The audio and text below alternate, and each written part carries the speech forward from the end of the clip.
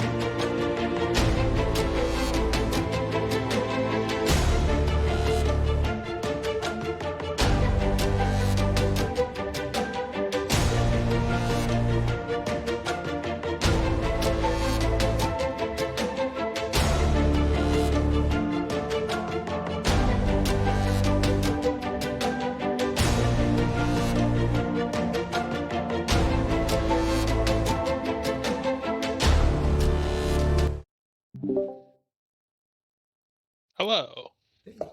Hey, pull up a chair and join us in the alcove.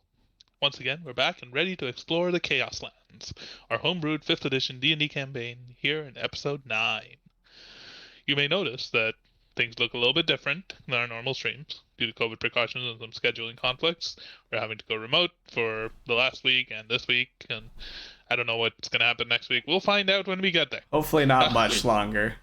Hopefully not much longer. We can't wait to get back together in person and play at the same table again. For now, this will have to do. As always, we have a handful of quick announcements before we begin. We go live every Wednesday at 8 p.m. Eastern. We're running a little bit late today, but it's all good. We made it. WODs are available on our Twitch channel immediately and uploaded to YouTube every Friday. We also do reruns on our Twitch channel every Thursday morning and Monday morning at 11 a.m. Eastern.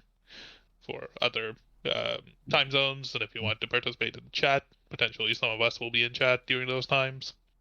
Come give us a follow and watch our stream. While you're checking out the links below, be sure to follow us on all of our social media accounts, Twitter, Instagram, and TikTok, for all the latest news and schedule updates, as well as some awesome character art and character profiles. We posted one this week for our friendly pale elf, Calthea, that guy. That's me. You said creepy wrong. Friendly. And the art was provided by the awesome Sunny Ray Art. To give them a follow on Instagram. And much love. We'll have more of those coming hopefully soon in the future. Also, even though we won't be using it because we are remote, I'll still give a quick shout out to Syrinscape because epic games need epic sound. Syrinscape is a digital tool with a collection of amazing sound sets and music that we use to improve the ambiance of our game and our stream. If you're looking for a way to improve the immersion at your RPG table, go check it out at Syrinscape.com. Yeah. And that's all of our announcements. Is there anything I missed? Don't think so. Nope. All right. Well, let's get started with a little recap of previously on the Chaoslands. I'm just going to continue assuming that the You're lightning good. thing You're happened. good. It All right. happened this time.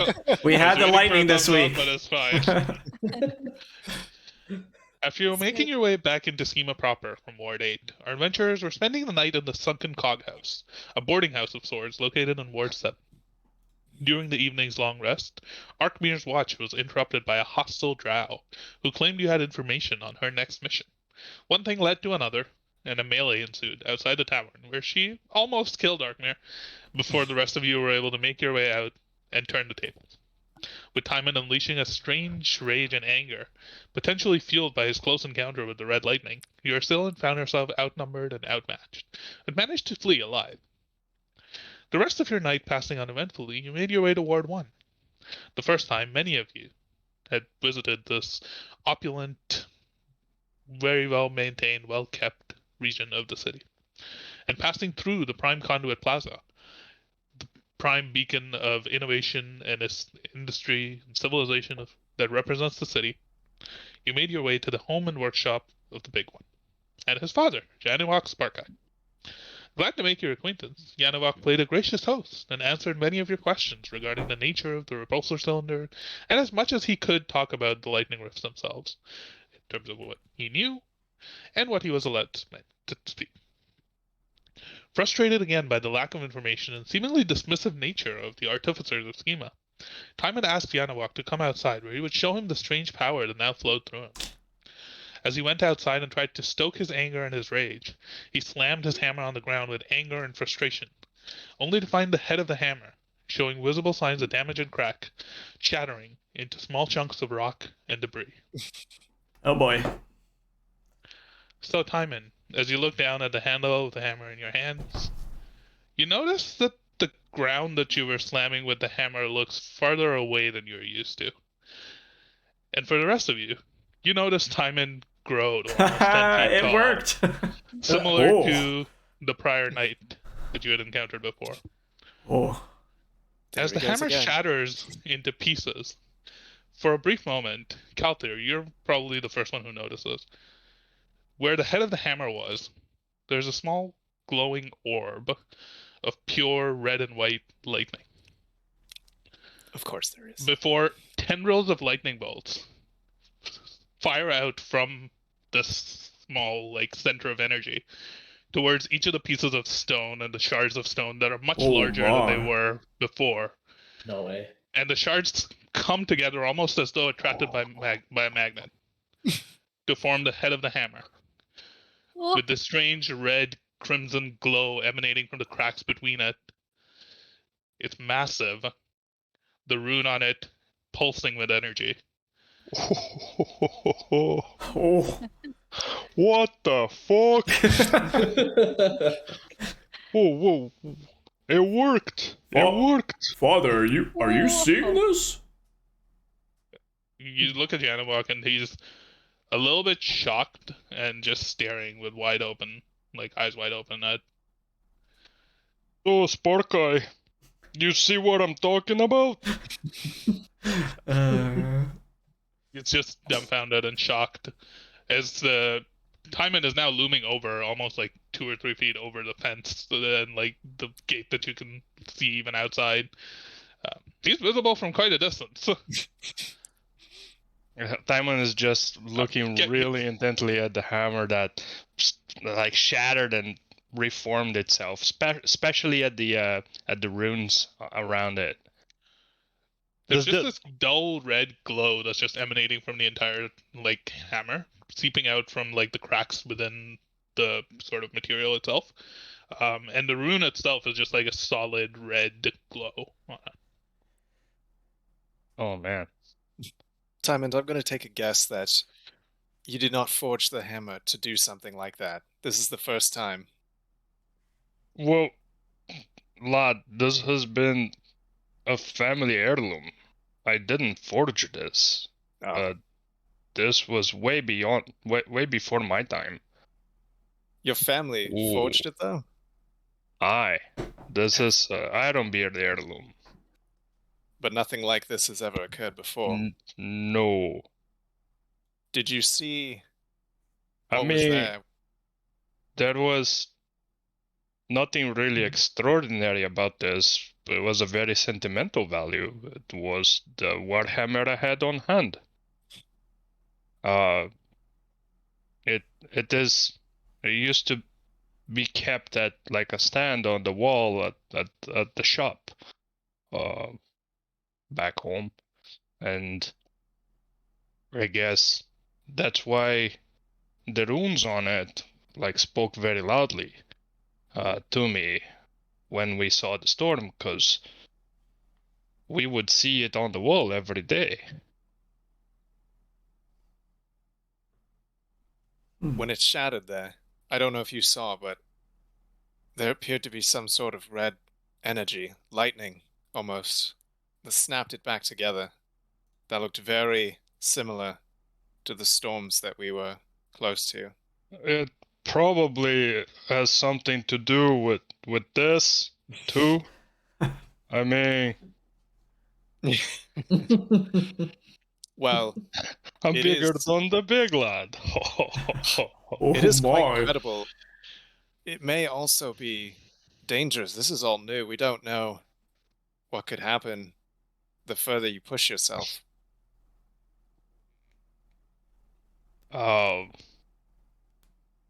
Yeah, I still feel pretty like shit. If it's all right, could you? He like looks. Janawa kind of looks past you through the gate out into like the rest of the street outside of the house. You might be drawing some attention. Oh, I'm sorry. Then you can tell his voice is quavering a little, and his face looks like white, almost like paler than normal. So and then Timon like sit down, cross-legged, like kind of try to make himself smaller. And then he goes, "So, Mr. Sparkeye, when we were talking just now, that's what I meant about asking other people that came in contact with the storms. And I thought that because you made all these contraptions, that you would have some knowledge to share about it, or clarify some of the things that happened." I'm sorry, I don't know anything. I've never seen anything like this before. But if what you say is true, he turns to you, Big One. What? Is everything okay, Father? You look unwell. This is the consequences of this knowledge, this power could be catastrophic. We should speak inside. And he just starts looking around. Oh, everybody back inside. Timon, come to the side. You can use my door. We can speak in your workshop. Or my workshop. Sure. Right this way. Hey, Timon, you remembered your breeches this time. Oh, lass. It's okay. Sorry. I won't bring it up again. I'm so sorry. I will bring it up again. So you he open the gate. He blushes very red. We don't see your butt cheeks this time. You open the gate that leads into the workshop and start making your way inside. If you want to describe to anybody else what it looks like. Oh, jeez. I haven't been here in like 7 real months. Yeah, so inside, it's fairly well maintained, with the exception of that there's just parts and everything everywhere. You can see quite a bit of like different metal parts, scraps, gears. different tools, half completed projects similar to what the little one looks like. So you see on the one table there is a construct looking thing that is not quite made properly. There's a bunch of just different projects that I would have started that just never fully got completed or anything. So it's just it's a well maintained but very not well organized in terms of his projects. We'll say that. Like the building itself is still well maintained, and it's fairly clean with the exception of just his desk is just a mess. But it's a large desk, probably bigger than any of you have ever seen. And yeah, just a bunch of really cool mundane but like almost working things. Like you've seen Ward 1, we've walked through it, you see all the different like all the different moving things and all the constructs and everything. It's like that, just not quite working. I suppose that as Timon is crawling into the workshop. The door here is probably like, because the big one is pretty tall, like even with your larger stature, like you can just like duck and get in. The entire workshop is built for like up to like the big one size, and so like he's what, 7 feet, 8 feet?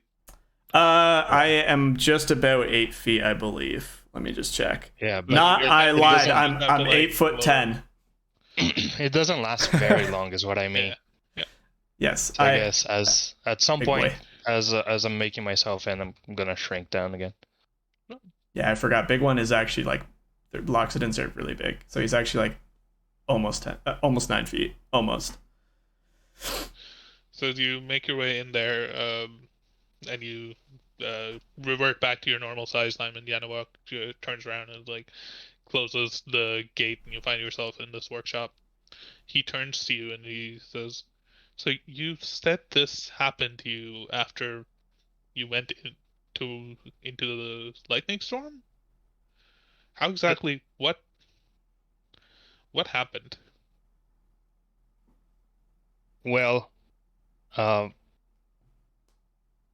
think 3 nights ago, two or 3 nights ago, we were back at Freedom Hold, and during the night, I got woken up by the storm. Like I told you, the storm was way closer, inside the perimeter of the ring, and well, I wanted to see it because I don't know. I need to find out what happened to Anya. And so we ran, like Kaltir and I ran out to the roof, and we saw this figure, this hooded figure, just walk into the storm, and it disappeared after a while. So we ran down, and as we were making our way into the proximity of the storm, I was trying to hold myself back, because I had promised Kaltir that I wouldn't do anything stupid. But then I started seeing some runes shape up as the lightnings came down. Some runes that were familiar to me. And I thought that it was Anya sending me a message. So I ran towards it, and Kaltir stopped me just before like a red lightning struck right in front of me. And I got thrown back. I think I floated for a bit, and I don't know, like I felt really heavy. The stones around me felt really heavy, and after that I passed out, and I woke up feeling really, really exhausted. Can I ask you, and he turns to all of you, can I ask all of you a favor? Certainly, anything, Sure. Father. You may ask. Sure. Please don't mention this power or how you got it to anyone. I didn't know that this was a power until last night. I didn't know this was a thing that people could do until you did it. Me neither. Last night when Arkmir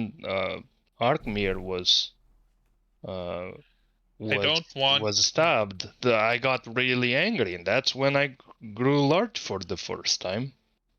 I don't want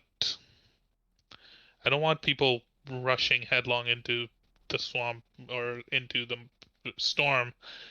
Is it a Just swamp or a storm?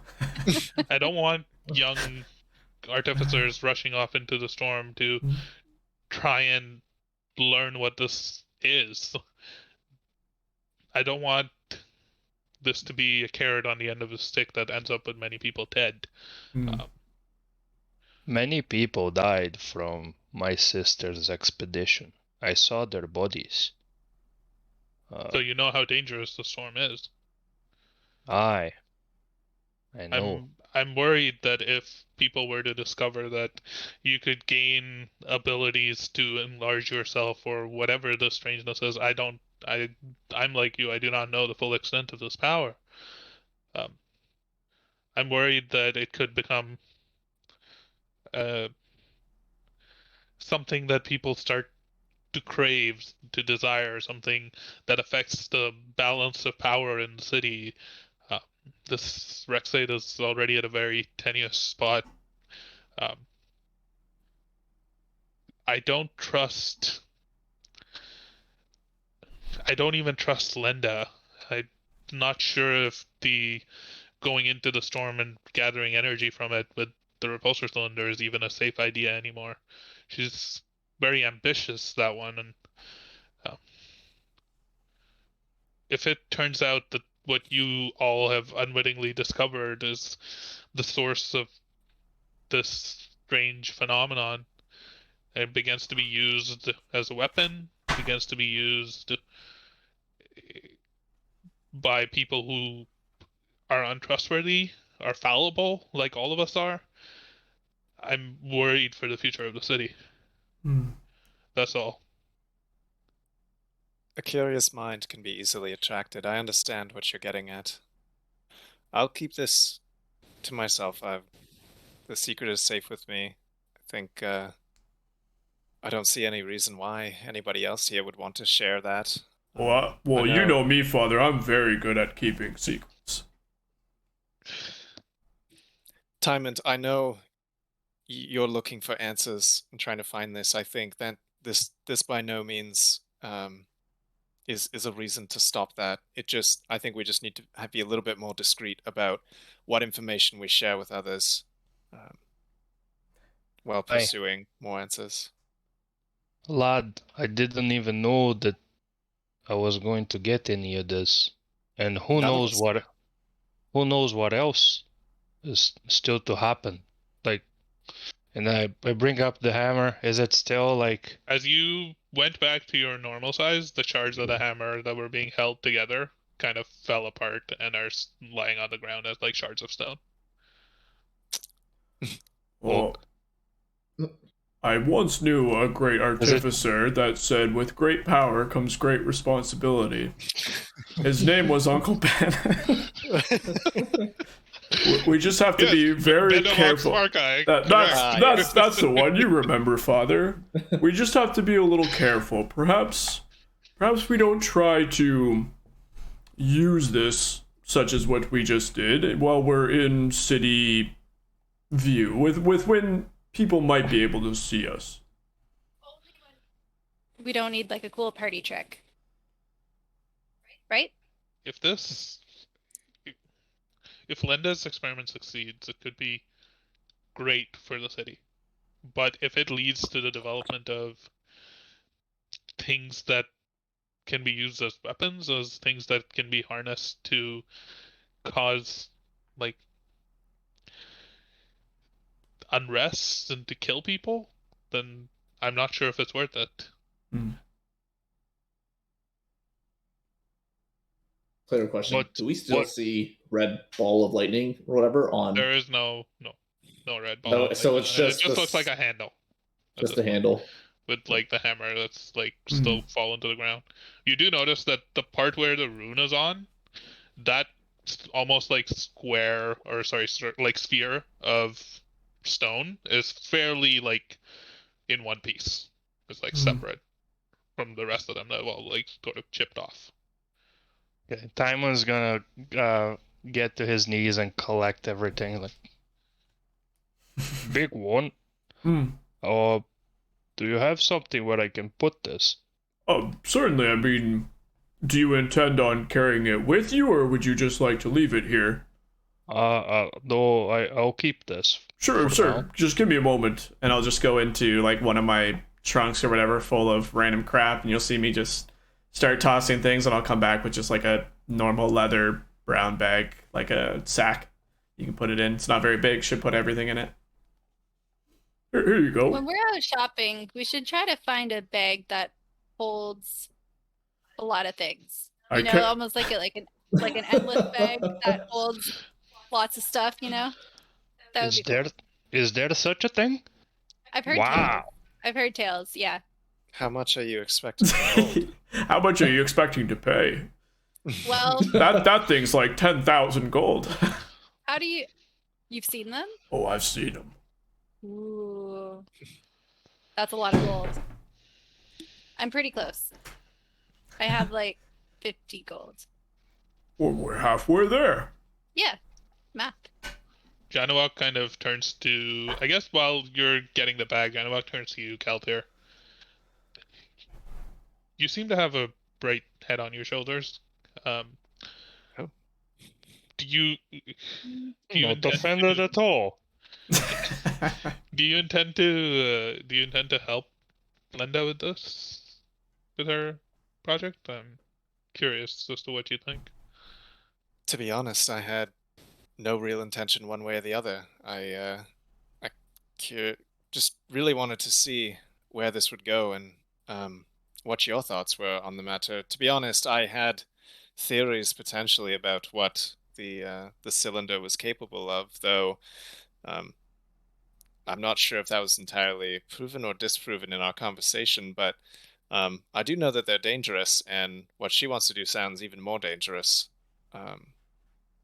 So I think the effort, the thing that she wants to build, and he points to the big one as he's like gone to search for the bag. My son is he's very capable and he's very talented. He would be able to build that. He might not know how to operate it because you would need somebody skilled enough to use a repulsor cylinder. But you might not need her help. Potentially, if you all could simply build this device and use it to restore power to the wards, if you hold the knowledge you already seem to know about this power, it would be... I think you could get the best of both worlds. Restore power to the ward, save the people who live there, without enticing more people to potentially try this foolhardy risk themselves. Father, are you suggesting that we don't include Linda or ask for her help in this? Yes, that is what I'm suggesting. Do you not trust her? I think if she gets in her mind that it is possible to harvest energy from the storm, she wouldn't know where to stop. I think she is one of those artificers who is very ambitious and wants to continue to push the limits, as I myself was a long time ago. Interesting. Mr. Sparkai, just to remind you, the Gilded Hall of Engineers of Cornwall is looking into this. That was, I mean, from what Anya would tell me, it was a very old ambition of the guild that was almost abandoned for a long time until she heard of that project. She visited the rift in the mountain, like I told you, and she disappeared pursuing this. So there are other people pursuing this knowledge. That is true. I would trust them a little more than I trust the current political situation in Schema. What do you mean? Schema is historically, and he kind of like sits down on top of like a crate with like a long sigh and like turns towards you. Schema has historically been a bit tense between the artificers and the arcanists. Those who build contraptions and harness the power, build magitech, work on magitech, and those who work on raw magic. It's historically a long time ago. The arcanists used to run the city.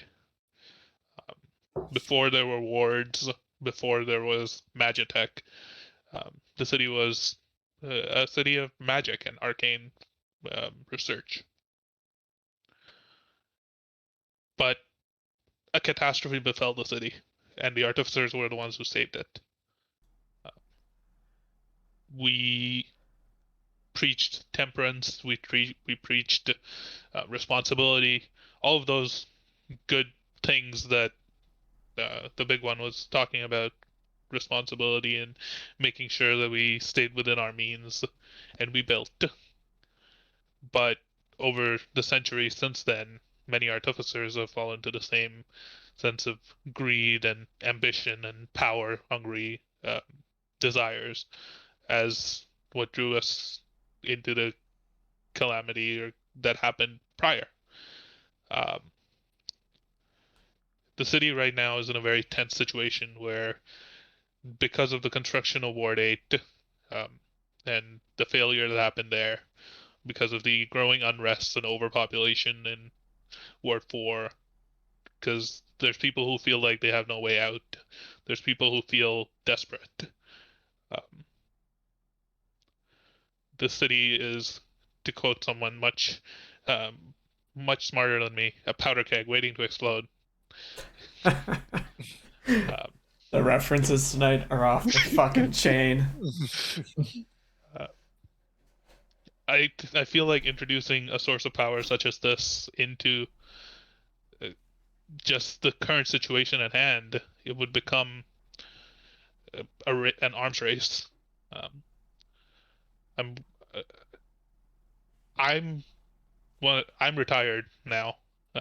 It's not time for me to build anything anymore.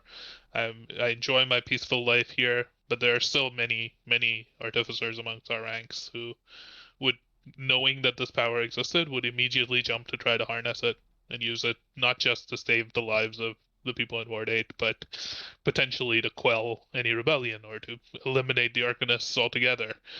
Potentially even using it as a weapon against other Rexates. I don't know how far it could go for those with political ambition.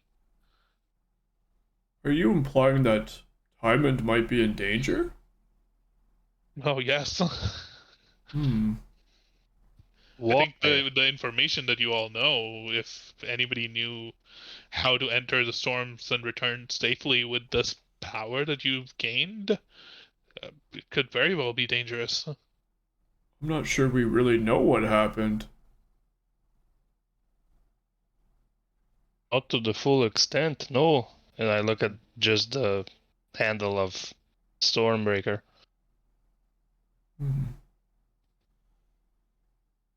But, Mr. Sparkeye, respectfully, if I would like for us to help the people of Ward 8, they were good to us. Well, mostly. I mean, they almost shot your son to death, but there's a different matter.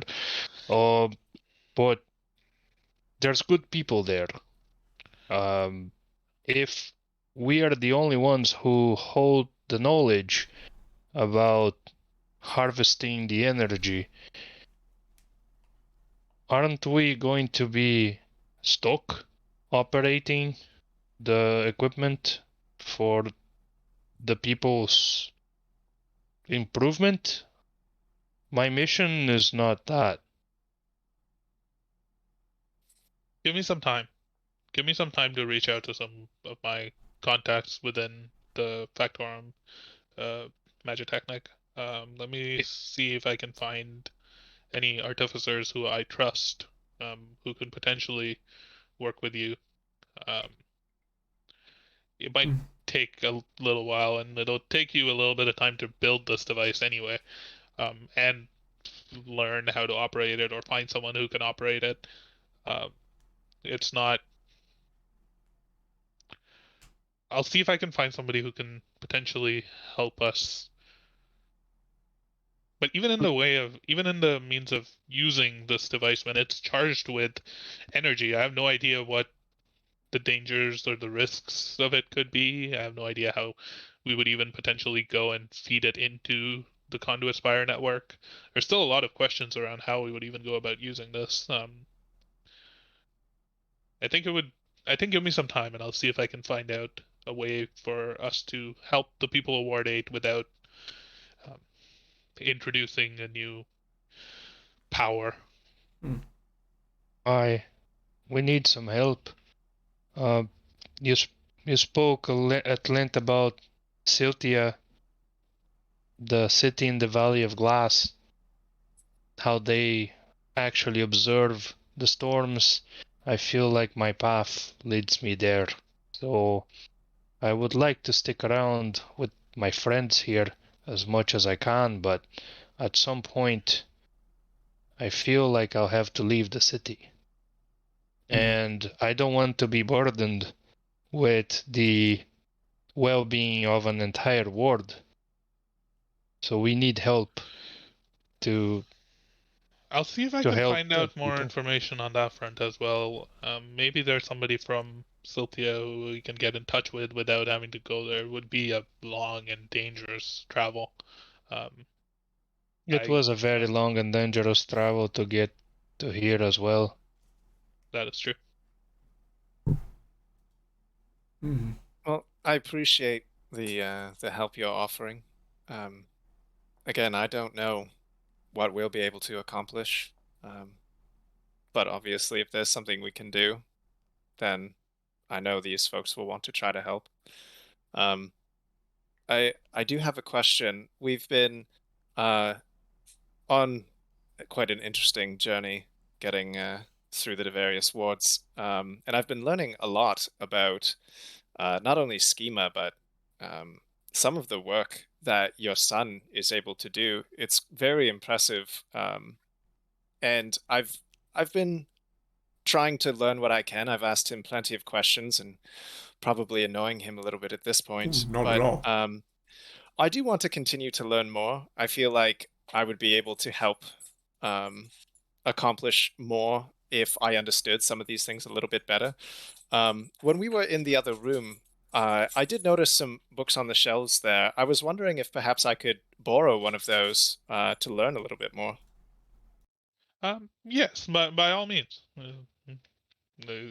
I have no further use for most of them. I'm retired and don't tend to read them that much. By all means, anything in the bookshelves that you would like, feel free to borrow it. And you can return it to the big one when you're done. Thank you. I'm sure it'll find its way back to me. And I just walk out of the room and go to the other room. Yeah. I don't know if anybody else is doing anything while I'm going, but in terms of what I'm doing, I'm going over to that room and I'm grabbing the book that I saw last time called Creating Life. Yep. You grab it, and it's thick and musty, and it has like almost like a dark black cover with like silver filigree and writing on it. Yeah, silver filigree. The author of the book is anonymous. Anonymous? That's a cool name. It does not mention who the author is. Okay. Just has that mask. Is there anything that the rest of you are doing? Mr. Sparkeye? Yes? You're a young man of great renown. Yes? Oh my god, we gotta stop with these references. Holy jumpins. This is just the Hamilton plot right now. So I'll be honest, I feel like I don't know if I've made a mistake here. I've been looking for somebody, and everybody has been saying, you gotta talk to Sparkeye, you gotta talk to Sparkeye, he knows everything. And I know that you can do a lot and you can help a lot, but it seems like that mostly is in terms of artificizing. In terms of finding somebody, where does one start? Do you know like a detective agency that you could point us in the direction of? The last time I wanted someone found, I hired this man right here, and he points to Mark Muir. Speaking of, do I still owe you something for the job with Fado? Yes, I didn't want to interrupt, but that would be much appreciated. Okay, how much was it again? Like goes like pulls out a pouch and like starts to finger through it. I believe it was 25 if we found Fado and 50 if we were to confirm he was healthy. Does that sound correct, everyone? He hands you like a stack of. I believe that's correct. Yeah. Which. I told you he was a man of his word.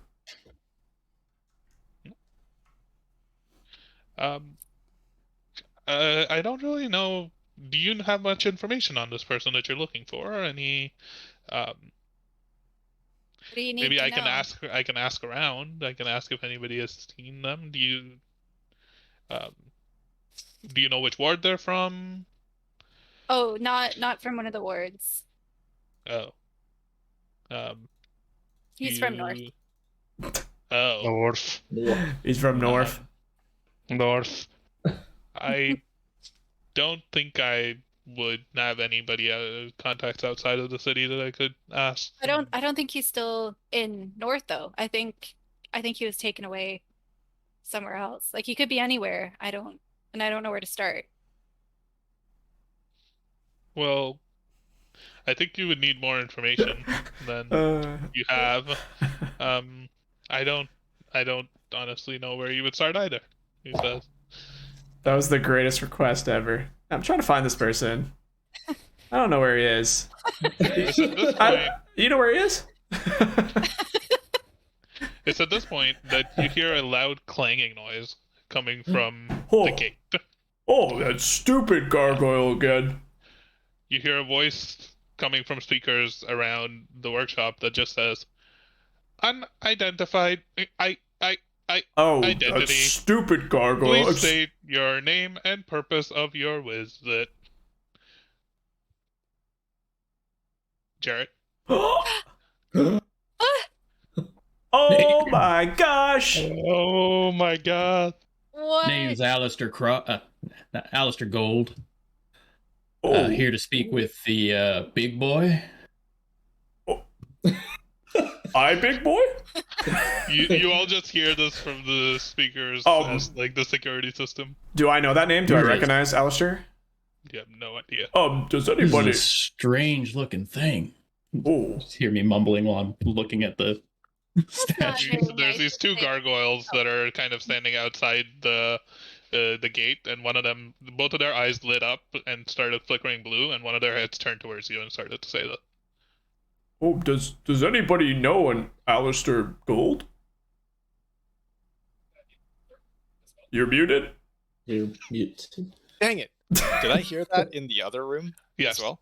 Oh, okay. Yeah, it's like a speaker type thing. What'd they say? Alistair Moody? Nope. Excuse me, folks. I should probably go see who that is. And I'll head out. You open the gate and you start heading out. And as soon as the gate's like the big gate in the workshop, what you see from the outside, there's a wrought iron gate. There was like a loud clanging noise. This other gate went up, but you can't see past it. As the big one walks up and like presses the button to lower it, you can make out like the top of a giant Loxodon's head over the gate. As the gate goes down, you can now it gets stuck halfway through, and then it continues to go down. You can see a giant Loxodon wearing purple robes and a goofy smile. Holy jumping. I figured you'd be a tall guy when they said you was called the big boy, but my goodness, people tend to exaggerate. It's the big one, but it's a pleasure to meet. Do I know you? Oh, my mistake. pardon me. No, I don't believe we've been acquainted before. My name's Alistair Gold. Lydia over at the Savvy Merchant pointed me in your direction on account of my looking for a couple troublemakers of mine, going by the name of Cletus and Butch. Of course. Well, any friend of Lydia is a friend of ours. Please, come on in. Mind this stupid gargoyle. And I'll hit it again at the top of the head. Thank you. And the gate kind of swings open. We have a few other folks here. We're just in my workshop if you want to come in. You see us standing in front of the gate, a tall, slender male half-orc. With green skin showing signs of age, despite the confidence and the power that's shown in his gait and as he tries to follows you in. He's well dressed. He has a tidy yellow dress shirt, buttoned up beneath a well-tailored vest, a matching yellow bandana tied in a neat knot at the neck, a pair of slacks matching the vest tucked into a set of strange leather boots that feature a lot of intricate scroll work up the sides. Cradled in holsters on either side of his belt are a pair of twin revolvers. I don't know what that is. Oh, okay. Revolvers. Their gilded cylinders just peeking out from behind the holster's well-worn leather. A dark handlebar mustache stuck ever so slightly behind two tusks, complemented by a swath of slicked black jet black hair, with traces of gray showing at the temples, beside a set of pointed ears. Smiling yellow eyes look across the lot of you. Excuse me, everybody. We have a visitor. This is Alistair. He was sent by Lydia from the Savvy thing. Merchant Temple. Hoku, don't be rude. Go say hi. Welcome. And he. Howdy.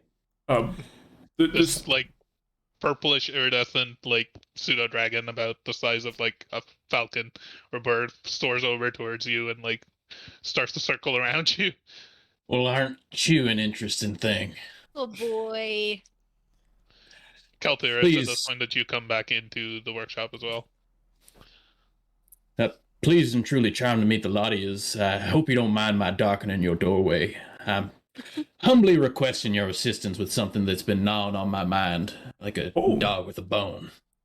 Well, we were actually just informed that we might have some time while my father investigates some things for us. Perhaps we could help. What did you have in mind? Yeah, so as I mentioned, Lydia sent me over here, and you see, my boys and I were playing a game of cards over in Ward 3 with a small feller, called himself Nipner. He joined our game. Now, Dipdorf. Now, I'm known for enjoying a good conversation and new company, but I'm really more of a dice guy myself, and by the end of the night, I found myself a little light in the coin purse, if you know what I mean. I bid Nipner and the boys a good evening and went off to sleep rather than continue bleeding gold. Now, next day comes and goes, and Cletus and Butch are nowhere to be found.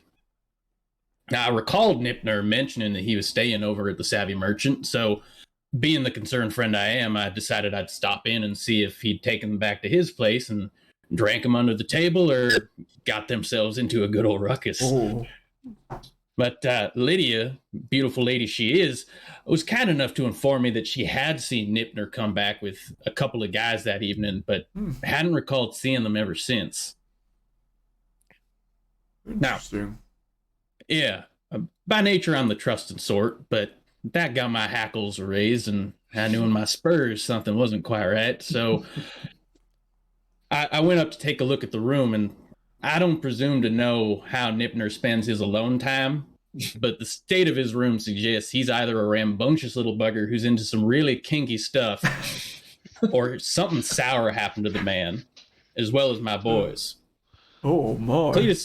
Cletus and Butch are a pretty rough-looking pair, but they ain't the type to cause trouble unnecessarily, you know. Now, naturally, Lydia was mighty fearful for the welfare of her patron and his rent, and was also touched, I'd like to think, by the concern that was writ large on my own face for the well-being of my guys. And she mentioned that Nipner turned up a few nights back with a merchant caravan that was guarded by some dwarves, pair of tieflings, one really pale elf, and a big elephant man. Wait a minute. Oh, well, that sounds like us. That does sound like us. Now, as it turns out, most folk around these parts, most folks around these parts have only ever met a single Loxodon in their lives. He lives in Ward 1 with his pa, sir. Oh. And is called the Big One. That might be me. That's just like your name. That is identical to my name. I was just thinking with, the whole lot of you being here and all, I see the info is pretty good. Now, my crew and I, Cletus, Butch, and a bunch of us have an engagement tonight, and our boss would be right cross if Cletus and Butch missed it. So, boss is saying, he'd be more than thankful to anyone who'd help us track those two rascals down. And there's good coin in it for anyone who does. The sooner they're found, the better the coin. I was just going to ask that, as my friend Arkmir over here really likes the coin. How much sounds like a business proposition. How much coin are we talking about here? I mean, my boss's budget is what it is, but it's a pretty expensive engagement that we stand to make quite a bit of money with. So I expect that he's going to be quite happy to have Cletus and Butch back in the fold. Oh. You know what? I'll add on to that. We may just be forever in your debt if we also manage to find Nipner, because at the card table he was talking about his skills as a repulsor cylinder operator, and my crew's been itching to get out of town for quite a while now. So the sooner we're able to get out of here into the Chaoslands, the better off everybody will be, and I think you yourselves included will be. Oh, are you saying we have to venture out of Schema to find them? No, they're presumably somewhere still in the city. Okay. This is I don't know if you've seen a map around this place, but it's huge. I know the place pretty well. I expect you do. Oh, my mistake. Yanawak, you see him kind of like raise his eye. Yanawak Spark Eye. This Nipnor that you mentioned, I think I might know who you're talking about. A scrawny little fellow, gnome, gray, like white hair, long beard, a little bit balding. Just the one. He's a very, devil at the very skilled. He's a very skilled operator of the repulsor cylinder, and he did not like me asking questions about the repulsor. That makes sense. He was quite annoyed. He's a bit grumpy. He's very good at what he does. Grumpy. I feel rude. I've only heard descriptions of all your faces. I don't know any of your names. Oh, apologies. My name is the Big One. I just walk straight up. I'm Arkmir Croft. Mr. Croft. Name's Diamond Ironbeard. Mr. Ironbeard. Hello, I'm Calthea. Mr. Calthea. You've already met Hoku, but I'm Astra Maris. You can call me Astra. All right. Miss Astra, nice to meet you as well. And here's a question for Cletus and Butch, these guys that you're trying to find. Mm-hmm. Do you know what they look like? Of course. I've been traveling with them for ages now. Cletus is more on the skinny side of things. Couple scars on account of the fact that he really likes playing with knives. And Butch, on the other hand, is a pretty big, muscly sort of man. You know, the kind who can put you in a bear hug and squeeze the ever-living heck out of you. Oh, I know the type. Well, it should be easy then. You've seen them before. Yanawak says, Nipnor lives he lives in Ward 4. I think his apartment is just on the corner of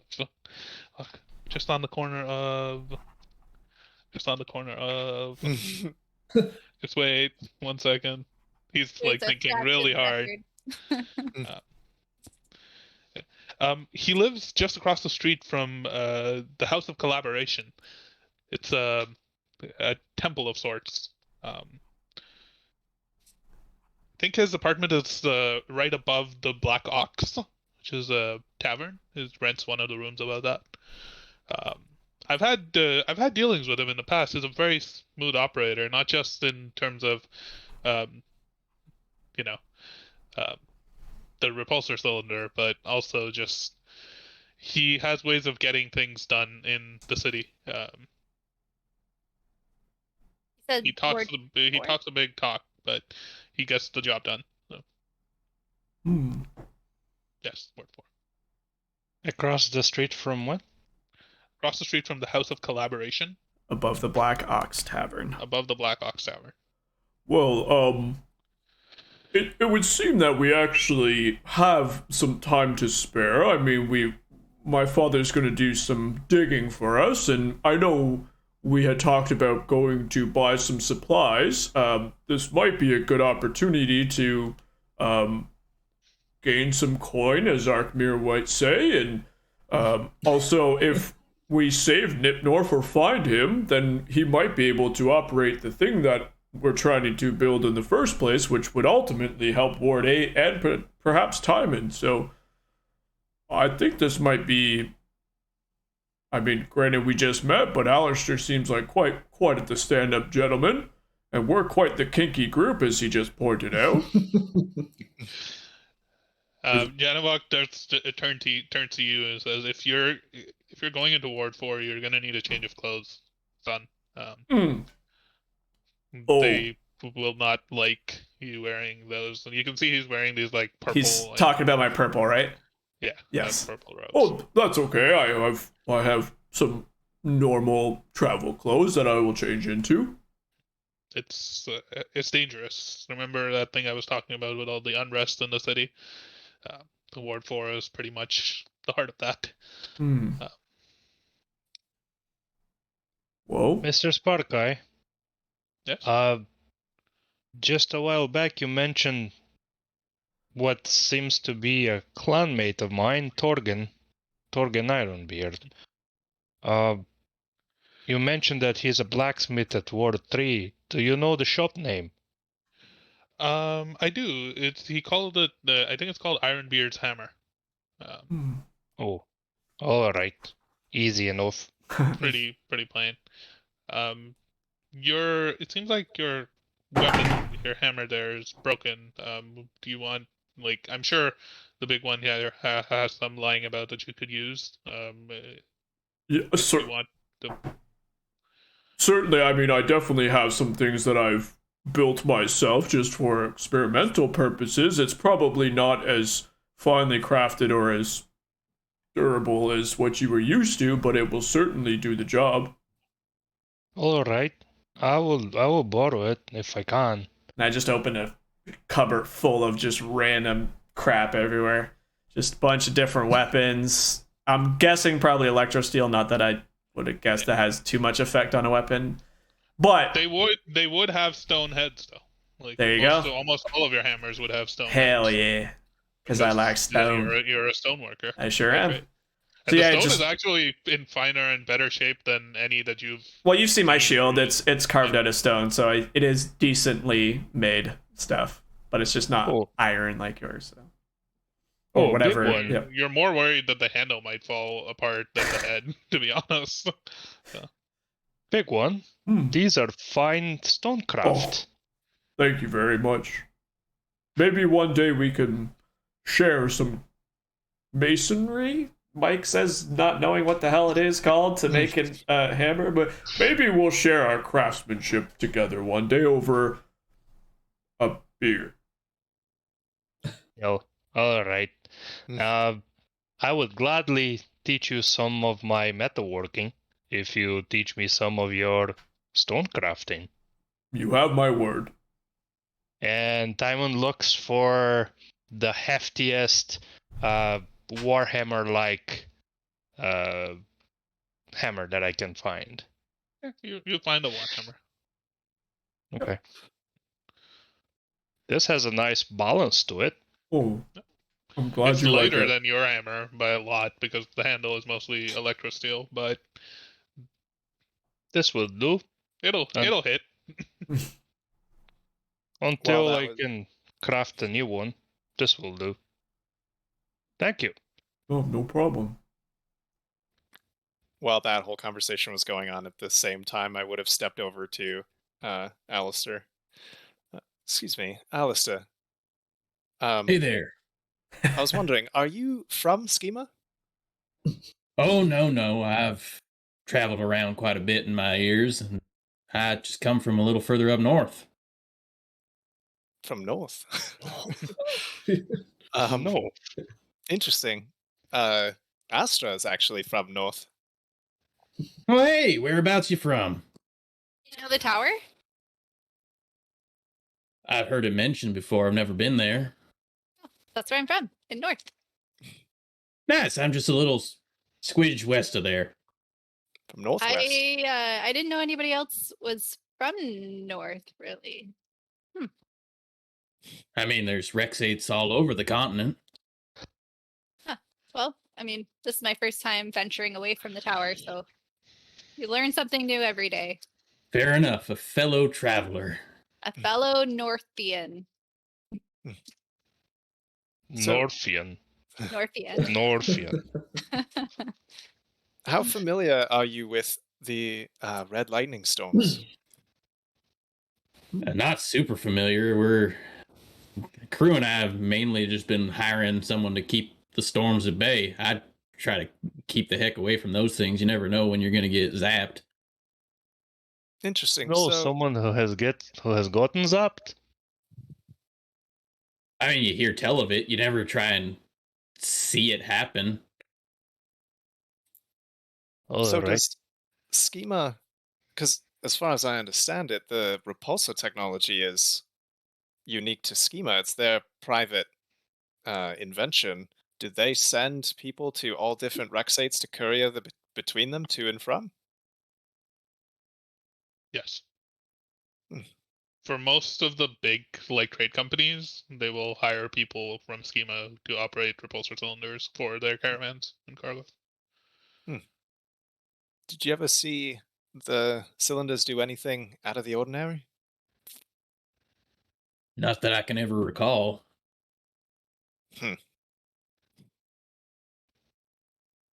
Okay, thank you. And I walk away.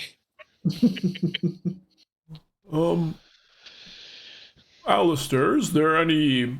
My father mentioned that we might be able to go to Nipnor's apartment in Ward 4. Is there any other lead that you have, or perhaps we should start there, or... Nothing beyond the state of the room at the Savvy Merchant. There is quite a bit of... I guess it looked like it had been tossed over, and there's some bloodstains showing up. Oh. Interesting. Where was the last place that you saw Nipnor and Botch and Cletus? Personally, I last saw them over in Ward 3. We were playing a card game, and at the Mushroom Lab. I left them there at the Mushroom Lab. We've been there before. Also, just because I want to throw it out there, as he's explaining all this stuff and his involvement in all this, do I believe what he's saying? Make an insight check. Yeah, roll. And then I'll trust you, Jared, to make any deception or persuasion or whatever checks you want to make. All right. And then you can DM each other in private on Facebook. Boring. What's happening? I'm telling you what I rolled. Yeah, just tell the numbers, and then based on the result, we can. Oh, so I could say it out loud then. I didn't know what you were getting at. He says it, yeah, if you believe him, Jarrett will message you what you said. Or if he doesn't, okay. Yeah, you're just going to message each other based on the result. I rolled a 16. I rolled a 9. Get to messaging.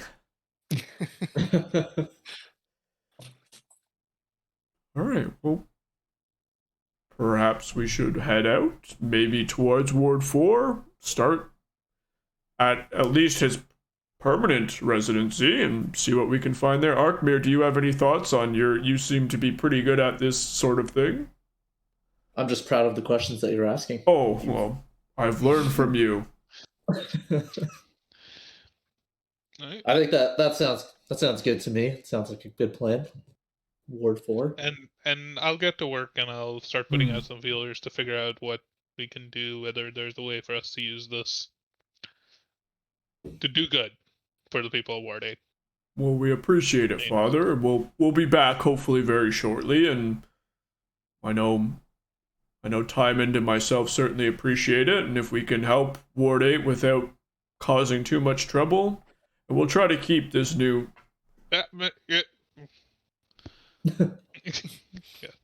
You okay? I was just trying to hide the fact that Tymond has new powers. He puts his hand in his head. You can trust me, Father. As he turns around and walks back into the house, you all start making your way out towards the gate and towards the road outside Ruskin Street. Yes. Before that, I get close to Big One, and in a hushed tone, Timon says, "Oi, Big One, do you have a hunk of electro steel that I could have for a bit, please?" I'm assuming I do, right? Yeah, you probably have like a bunch lying around. It's not smelted in like any particular shape or anything, but certainly need to be big, about like this big. Sure, and you'll see me like rummage in my desk, and I'll pull out just like a small amount of electro steel for you. There you go. Thank you. No worries. If you need any more, please don't hesitate to ask. All right. Thank you, Big One. I'm gonna take a second here and be Calthier. Yes? Do you mind if we take a second in the safety of Spark Eye's house to take a look at that note? I'd like to do that. Spark Eye's gone back into the building at this point. You're all in the workshop, so you are all kind of mostly on your own. Right. Except for Alistair, who is someone that you just met. This is me. I'm saying this in a quieter tone to Calthier, just like beside him. I've been taking plenty of notes. Which ones would you like to know about? I'll just pull up the revealer and kind of show that. And then I reach into my jacket and pull it out. Ah, yes, this note. It's a real physical thing. Just pour it on. How long's that been in Cardinal? I don't know, last week. Oh, man. All right. Can I read it, Rafay? I mean, sure, yeah. All right. Uh-oh. It's a pretty clean piece of paper. There's a bunch of things written on it and a bunch of names. Names? Okay. I quickly look at it, and I look up at Arkmir. And I say, it appears to be some sort of list. There are various names on here. Some I've not seen before. Some I've heard you mention. And it appears your name and the big one is on here as well. So, I don't hear this. Von Dyke. This is what you see. Oh, cool! Take a picture, put it on Twitter. Yeah, I'll take a picture and everything, but for just for reading it out, there's is that Von Dyke is the first one? No, it's Von Dieth. Von Dieth. Okay. Bandito. Then I don't even. There's a handful of names here that I don't know if I can pronounce them all properly. I don't think we've heard any of these names except Fado's on there.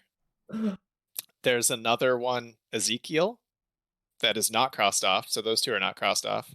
There are 4 that are crossed off. Then at the bottom, there is a little note that says loose ends.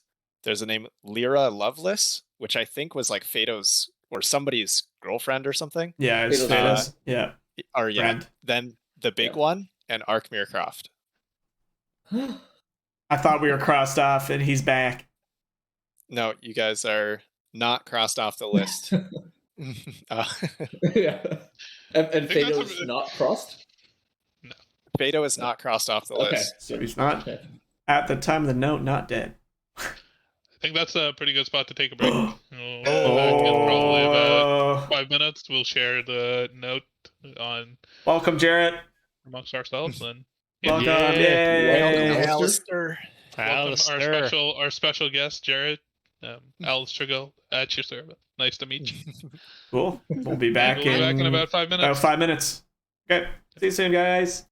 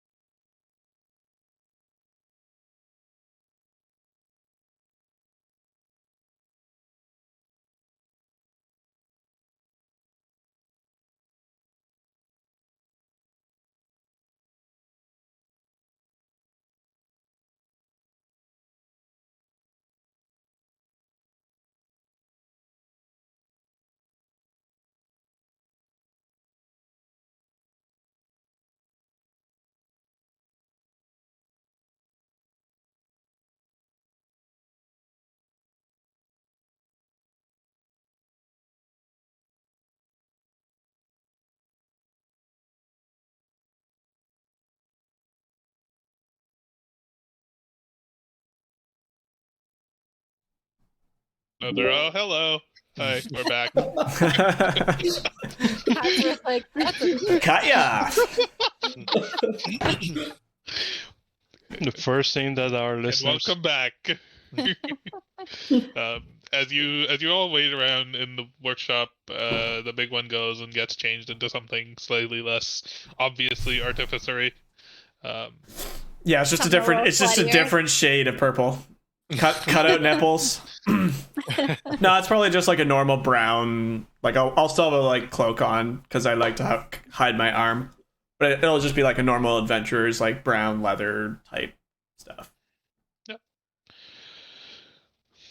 Arkner's gonna take a second to actually try his best to duplicate that note on his paper, but like leave out his name and big ones from there right now. When I see you doing that, I'm going to give you guidance. Do you have a forgery kit? Are you proficient in a forgery kit? Nope. It's gonna be like kids writing where like the K is backwards and just some small, some large letters.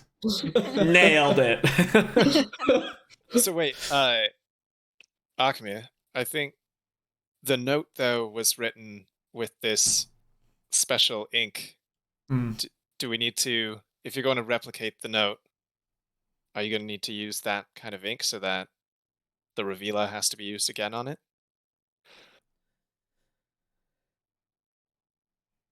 That's a good. So you can see there. You notice, like, as the piece of paper that you were holding like dries and the revealer seems to evaporate, that the ink on the paper goes back to like it's kind of fading away.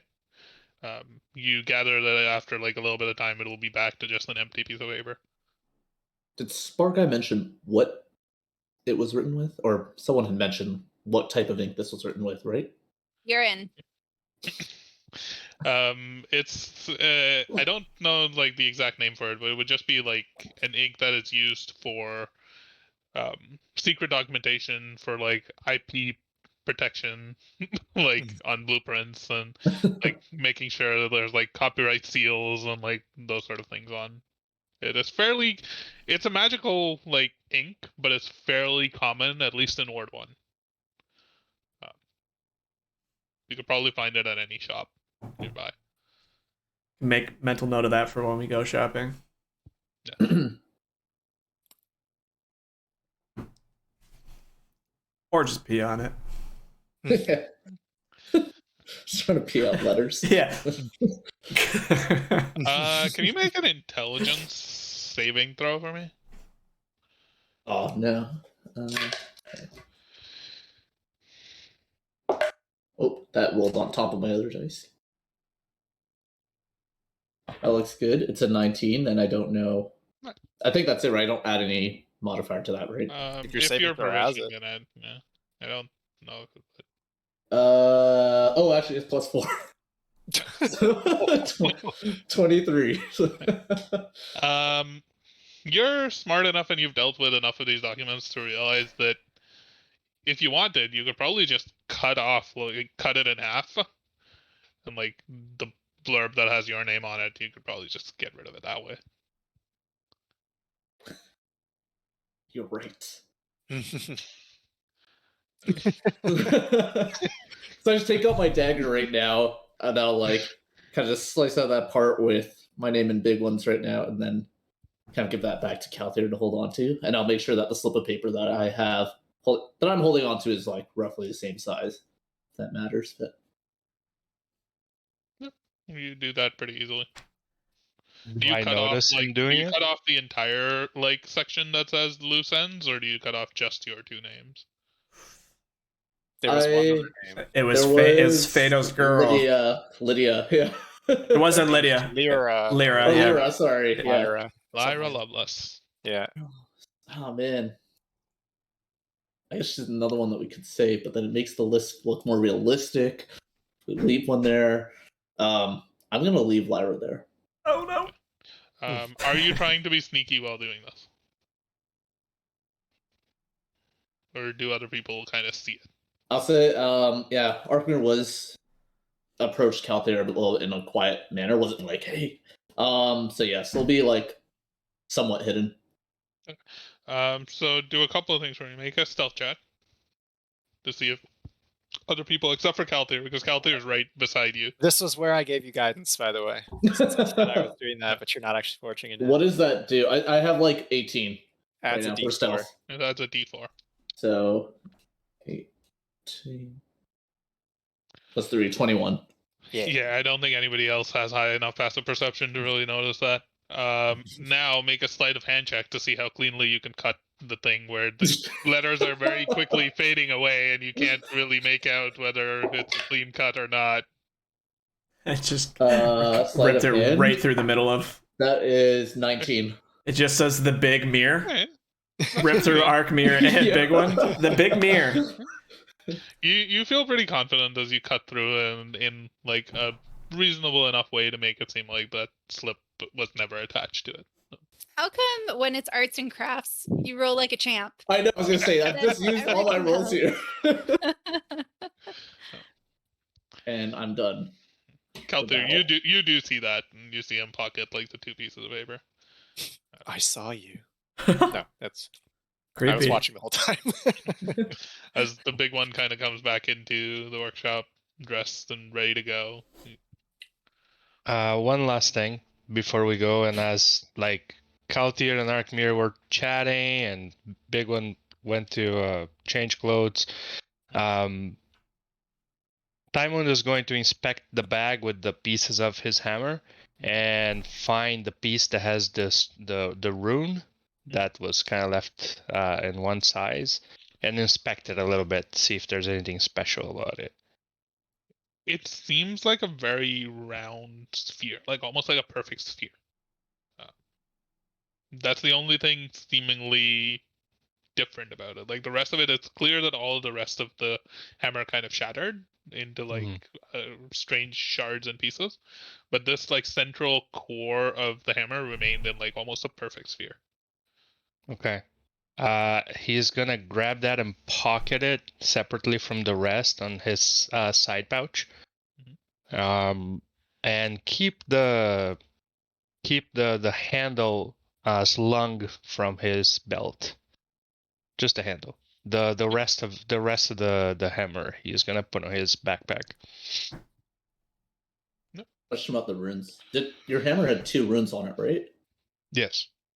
Which one was it that was like, I guess, became a sphere?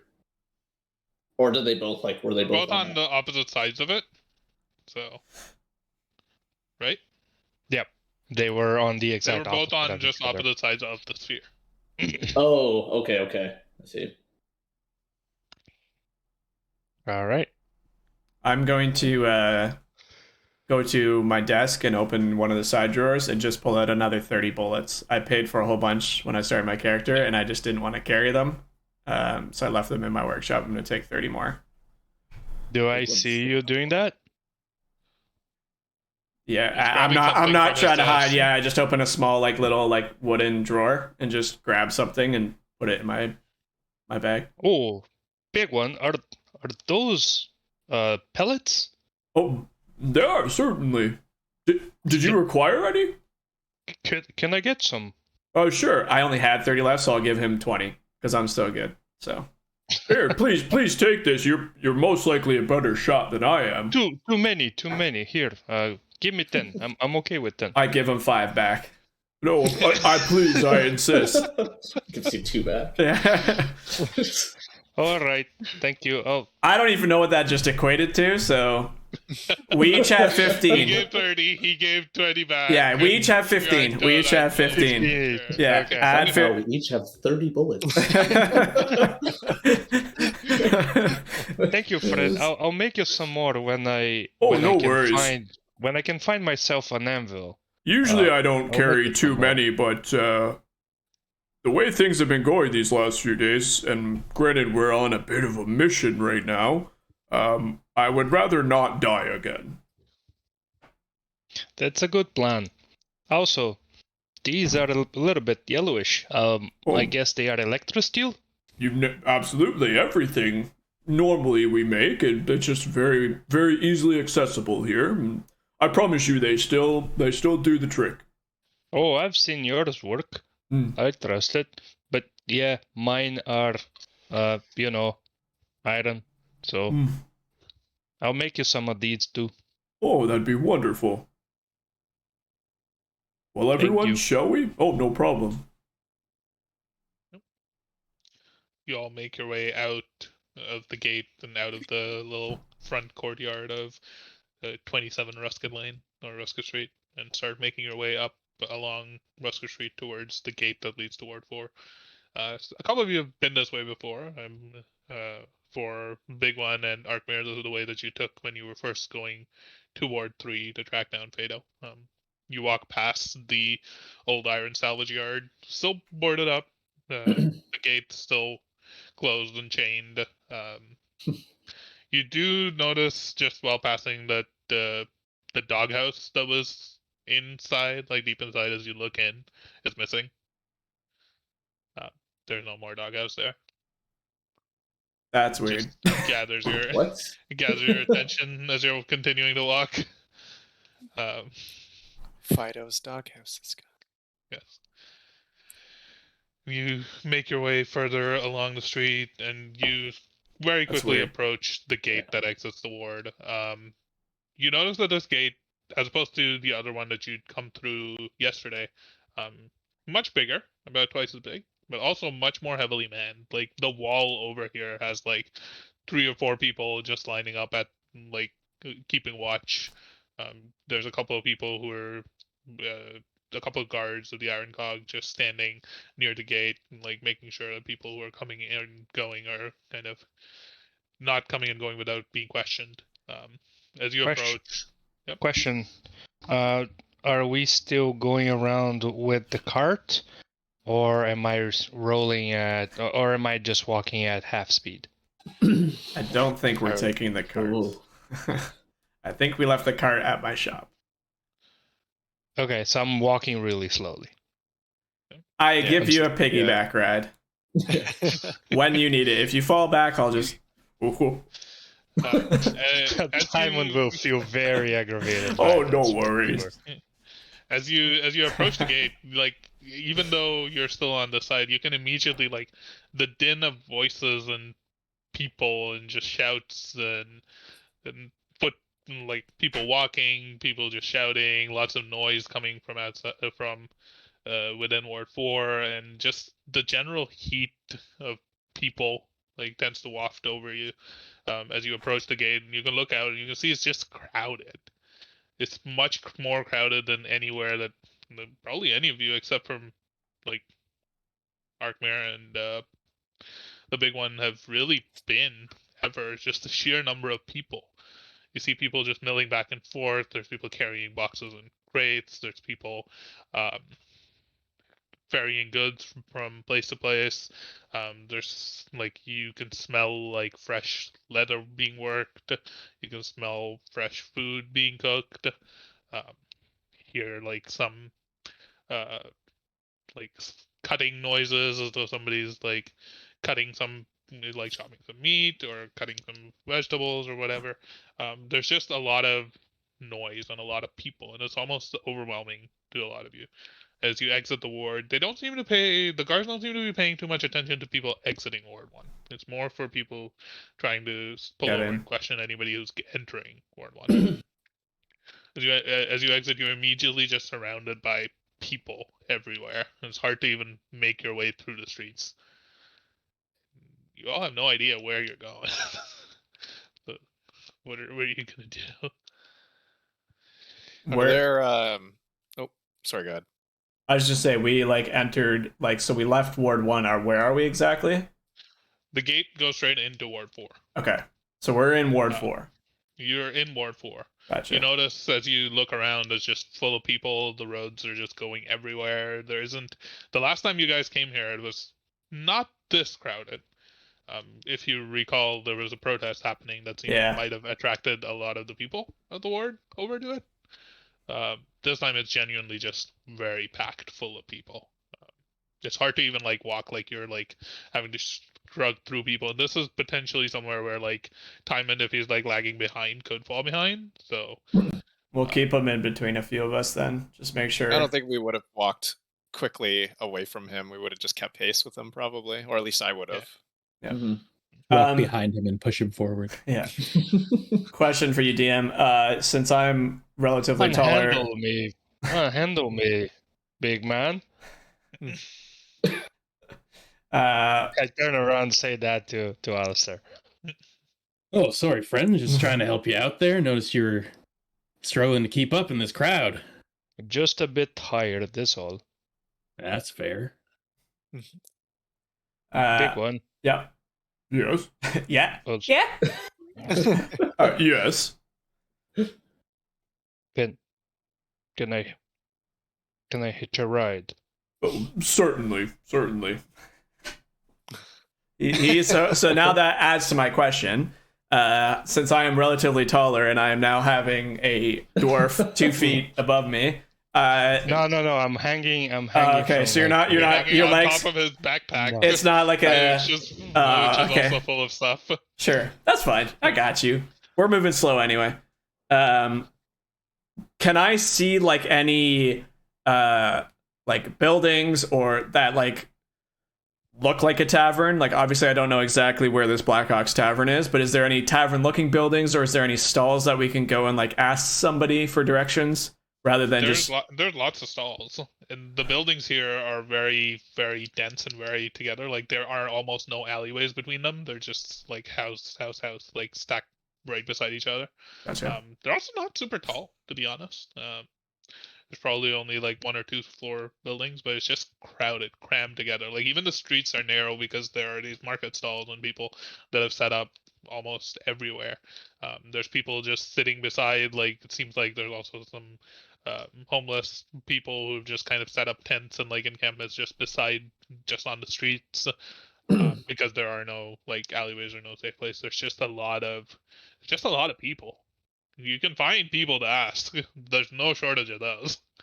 So the thing that I was going to mention similarly is like if there were any like street signs, like arrows pointing like this way to House of Collaboration or like something like that.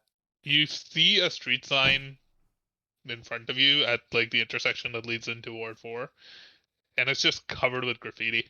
Like it just, instead of like Ward 1, the arrow that's pointing towards Ward 1, it's just like scrawled over with like assholes. That's all it says on it. Oh, it says that. I was picturing like actual pictures of it, buttholes. No, it just says like, and just like even the houses and the buildings here, there's just all covered with graffiti. It's like an overwhelming, like, to your senses almost, especially for you. Oh. You can't really make out any particular sense of direction. Oh no. I'll stop with timing on. Perhaps we should ask for some direction. I don't know if anybody wants to speak with someone. I could ask just a random person. You are drawing some eyes. Like there's definitely some people looking at you, just based on like your stature and how big you are, and the fact that you're carrying a dwarf with you. So there's people eyeing you from on the street. It should be pretty straightforward to go up to someone. Excuse me. And I'll just look at whoever is right beside me and that is willing to talk. Oh, hey, what's up, big one? Oh, sorry, Astra. I'm just trying to find some directions for us. Oh, sorry. You see this half-orc fellow that's just carrying like a crate almost, and the crate has just like a very strong aroma of onions coming from it. Oh. It looks like turns towards you, and he draws your attention because he's also fairly tall. He's like about not as tall as you, but at least like 7 feet tall. Oh. He turns towards you and gives you a nod. I don't mean to disturb you while you're on your errand, but I was just wondering if you could quickly point me in the direction of either the House of Collaboration or the Black Ox Tavern. He like grunts and then just like tilts his head towards like the right, which is like it's down the street. Oh. Thank you. He like nods and continues walking. I'll like turn it back to the group. I think we need to go this way. And I'll start heading towards the right, where he pointed or gestured. You start making your way down that street, and it's not that much later that you come to another fork in the road. Oh. But you gather from, like, you can look down the street towards a ways ahead, and you see, like, the road kind of opens up almost in the middle. There's, like, some sort of a plaza over there, and you gather that that's probably the direction that you should go. Yeah, I'll just gesture everybody to keep following. Just to get even like a better view of all of the streets that kind of come into the plaza and potentially find more people. You trudge through, pushing like people aside. There's all sorts of like there's kids who are running around playing. Like a few run at them through your feet. There's like people selling all sorts of like. There's somebody selling like books. There's someone selling like old like recycled boots, and like there's someone selling like bread loaves. Can I just throw out there that Astra is always gonna kind of have a lookout when we're ever around shops for like not potatoes, we got those. But I can't think like patchwork like badges, that people like sew onto their backpacks. Oh, like crest. Patches. Patches. Yeah, patches, right? Yeah. So like cute little patches, if there's any with preferably like unicorns or rainbows, that sort of thing. I love how you totally manifested backpacks and patches into this universe. You don't seem to come across anybody selling specifically that, at least on the walkover. Simon is gonna turn to us, say, Oi Astra, Las, did you remember to get the potatoes from Sparkeye? I forgot. I did. Did you get them? Yes.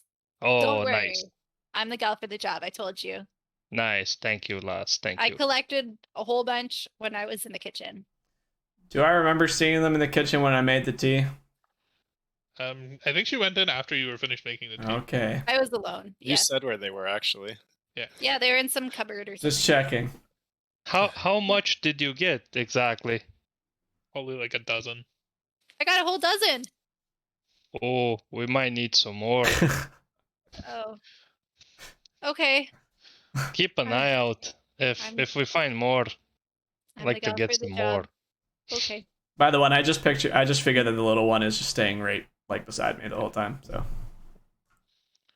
Also, Hoku definitely ate one of the potatoes. There's little mouth marks in it, but that one's just for him. So there's 11. There's 11 potatoes. Okay. Yeah. You make your way to this plaza, and you see it kind of open up. There's a lot of people just milling about. There's people sitting on the fountain. There's somebody like who's gone for a swim in the fountain, splashing about. In there. You look and you can make out like a couple of strange, like looking people, like creatures. They have these like bulbous frills around their heads, like bubbly eyes, like short, like almost gnome height creatures. They're a race that none of you have ever seen before. They're unique. They immediately draw your attention. Are they goblins? Alyssa asks. You have no idea.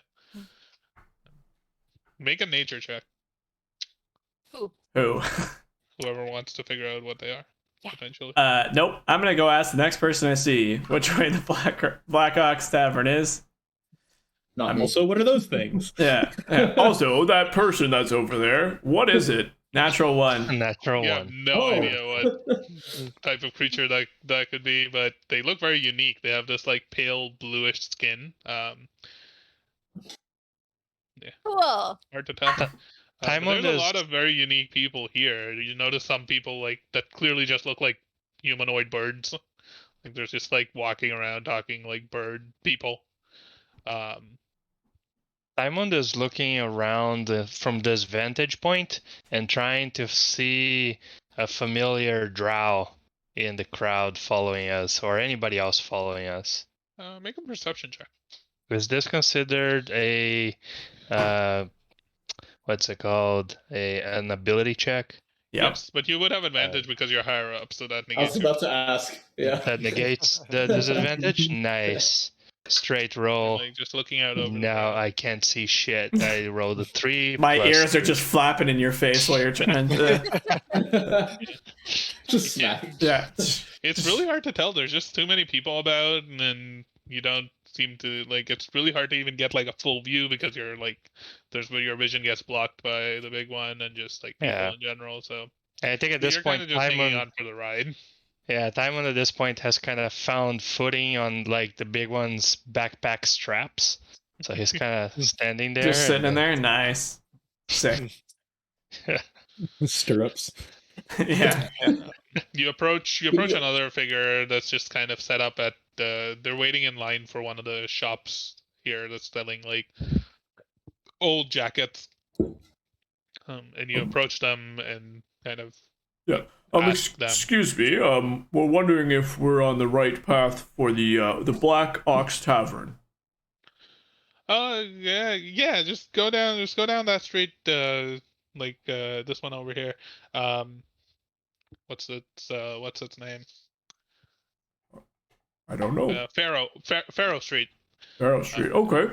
Yeah, just go down Pharaoh Street and right where it meets Copper Avenue. That's where you'll see a big sign that's got like a black ox head on it. It's like okay. Long, almost like a Flatiron style building. Oh, great! Thank you very much. Thank you. This way, folks. Best of luck. Thank you. You too.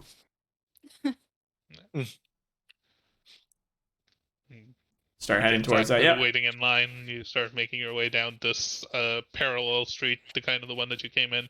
It turns right, it curves right a little bit, and then you find yourself at an intersection where you can see a very noticeable and identifiable sort of like Flatiron style building. The entrance to the tavern is in the front, but there's like another entrance off to the side that seems to be like to the apartments above it. Do we want to go straight to where my father said his apartment was, or would you prefer we go to the tavern and maybe ask a few questions? Or perhaps we go and find the House of Collaboration? Did I hear tavern? Oh, I think we got our answer. So the House of Collaboration is right across from it. It's across the street. Yeah. And his house is above the tavern? Yeah. I figure we can start at the tavern and head up to his place from there. Just given the state of the last room he slept in, it looks like it would be worth checking out his abode. certainly. What do we know about the House of Collaboration? I feel like Sparkeye didn't really say much, did he? Nope. I think we have no reason to go there other than it was a landmark that points us in the direction that's close to Nipner. I don't know. Team Tavern. You make a lot of good sense, miss. Thank you. All right, to the tavern, I suppose. And you can get yourself a beer. And then Timon comes down and jumps down. Eagerly. He can walk again. No, he's running, but it's the same speed as us. We're like when somebody's crossing the road and they're like walking and you want them to hurry up, so they start doing this, but they're not moving any faster. Yeah. So it's like it's Timon is dashing, but his dashing is like his normal speed, which is still slower than us. Yeah. Which is still 25 feet. Yeah, that is still slower. All right, we'll head to the tavern. You approach the door and you like kind of open it and you enter inside and you find yourself in like a very small, like very cramped pub. There's just a bar on one side and like small tables are scattered on the other side. There's at the far end of this room, there's like a curtain essentially that's hanging in the doorway. There's an old half-elf woman that's standing behind the bar, and she just like looks up to you. Are you out here for the meeting? You're a bit early, ain't you? I'm afraid you've got me at a disadvantage, ma'am. What meeting are you referring to? Oh shit. Also, how big? I guess you're just here for a drink then. I'm sorry, we close in about an hour or so. Actually, but if there's ma'am, anything that I can help you with until then. I'm here looking for a friend, although I do believe my friend over here is interested in a beer. As I look over towards Timon shuffling his way slowly from the door. Still. And he's winded. I promise he'll drink fast. He seems like the type. Man. I'll tell you what, I'll get you all around to get started, and you just to be sure, like, it'll probably also be last call, because I do need all of you out of here in an hour. Excuse me, ma'am. Could you, I suggest that you tell us about the meeting. And I cast suggestion. Oh. Also, while you're figuring that out, I'm gonna guess if it's crowded and small, it's probably not the best place for a Loxodon. It's not at all the best place for a Loxodon. Actually, folks, I ate plenty earlier today. I'm just going to wait outside. It's a little cramped in here, and I don't want to cause any more of a ruckus. So I'm gonna go eat an apple outside, and I'll keep watch for us. If that's Would you like some ale, friend? No, I'm not quite the ale drinker, but I appreciate it. If you have some water for more date, I'll take that. What's your wisdom save DC, Alyssa? Wisdom save DC is +3. It's just your spell DC. Yeah, what's your spell save DC?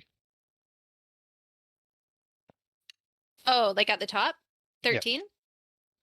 It she just barely succeeds her save. No! I just saw that. She, like, looks at you and she's like, what? Yeah, there's... Go to spell, okay. Oh, 13. Okay, so 13. Yeah. She turns towards you and she says, no, it's just some sort of union meeting that's happening here tonight. They booked out the venue for something. I wouldn't know many details. I give people the privacy. Make a perception check, or sorry, insight check. All right. I'm not rolling that one. We'll just change it up. Wait, what was the? I'm not rolling that one. What was it for? To see if they believe her. Oh yeah, I'm totally rolling for that. If I can. Yeah. I'd probably believe her. I rolled a 5 + 1, 6. Yeah, total of 7 for me. 18. Seems to be telling the truth. 15. So she doesn't actually Seems know. to be telling the truth. Well, that sounds fun. It's good to respect people's privacy. All right, we'll be over here. As she starts to fill up some mugs of ale for you lot, she brings them to the table and puts them down. So you said you had some questions for me? Yes, ma'am. Do you own the rooms above you? Well, yes, I do. We're looking for a man by the name of Nipner. You too, supposed to live above here. Us too. Yeah, there were people here a couple of nights ago that were looking for him. He himself hasn't been around in quite some months, really, to be honest. That's the face that big one is making. He eats an apple. Yeah, there were 2 of them. They came in asking about for him. Big muscly fellas. I told them that he lived upstairs, and she's so that was stupid. the last I saw of him. She's so stupid. Oh no. Do you happen to recall anything in, I guess, particular about those 2 gentlemen? Yeah, one of them was bald, like a big gnarly scar down one of his eyes. The other one had this big shock of dirty reddish blonde hair. Both looked like big beefy dudes. I was scared that they might cause some trouble, so I just gave them the information that they wanted and let them go about their way. Smart. So I just look around to the rest, and either of those descriptions sound familiar to you? Does it? Not really. Never heard of them. This was 2 nights ago, you said? It was yesterday, actually. Just Yesterday. Yes, yesterday afternoon. All right. I think they probably went upstairs to pay him a visit. What room is he on? I think he lives in number 12. Just upstairs. It's on the top floor. You mind if we hit up there, just in the off chance that he happened to have come back? We're a little worried about the guy. Well, if you see him, tell him that he still owes me rent for the last month. Oh, I'll make sure of that, ma'am. Yeah. By all means, feel free to swing by. Big one. Make a perception check for me. Does it involve my trunk? No, you're not smelling something. Damn it. That is a 19 plus 0, so 19. Nice. As you're looking about, your eyes kind of like you're just keeping watch on the street. Your eyes drift on like the door as you see people leaving from the door of the apartment building off to your right. You see 2 big, burly, muscular fellas leaving the apartment building. Oh. One of them looks bald, has a scar down one of his eyes. The other one has a big shock of dark reddish blonde hair, and they're just heading out and going up the street away from you. Those are some big boys. Your perception check was really high, right? Yeah, it's 19. You recognize something immediately about them. On both of their left arms, they're wearing bracers covered with razor blades. Son of a bitch. Oh. I'll eat my apple, and then I'll stand up, and I'll just open the door. I'll be like, Arkmir, do you mind coming here for a second? Sure. I don't want to alarm you, but we have some razor folks nearby. and I'll point to the 2 burly men. As you like lean out of the door and you look, you can still make them out just as they're like kind of continuing down the street. There's 2 muscular folk that seem to match the description of what the woman had just told you. They're heading away from the tavern. Arkmir's eyes kind of widen, and then he quickly turns around and opens the door. It's like, guys, I think the guys we want to look for are just leaving right now. We should go.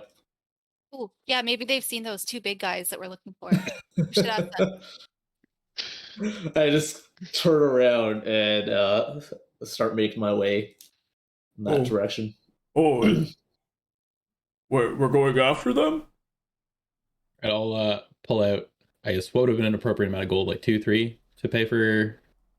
For the full round, it's probably just like 1 gold or 2 gold. Yeah, not much. All right, I'll put 3 gold on the table and wink at the lady. All right, crew, let's...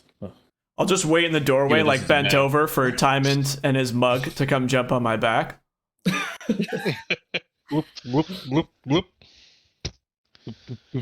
Okay. Let's go, big lad. I'm ready. Dude, wait, we're going after these guys? Don't we want to like spy on them first? See what they're doing? They look dangerous. I don't know why I'm not like approaching, like running right up to them, but I am like trying to catch up right now because it sounds like they went down some kind of alleyway outside our view. So I'm trying to catch up to some extent. Well, Mr. Croft looks like a pretty sneaky fellow, so I think we could have him tail them for a while and see what's what. Be nonchalant.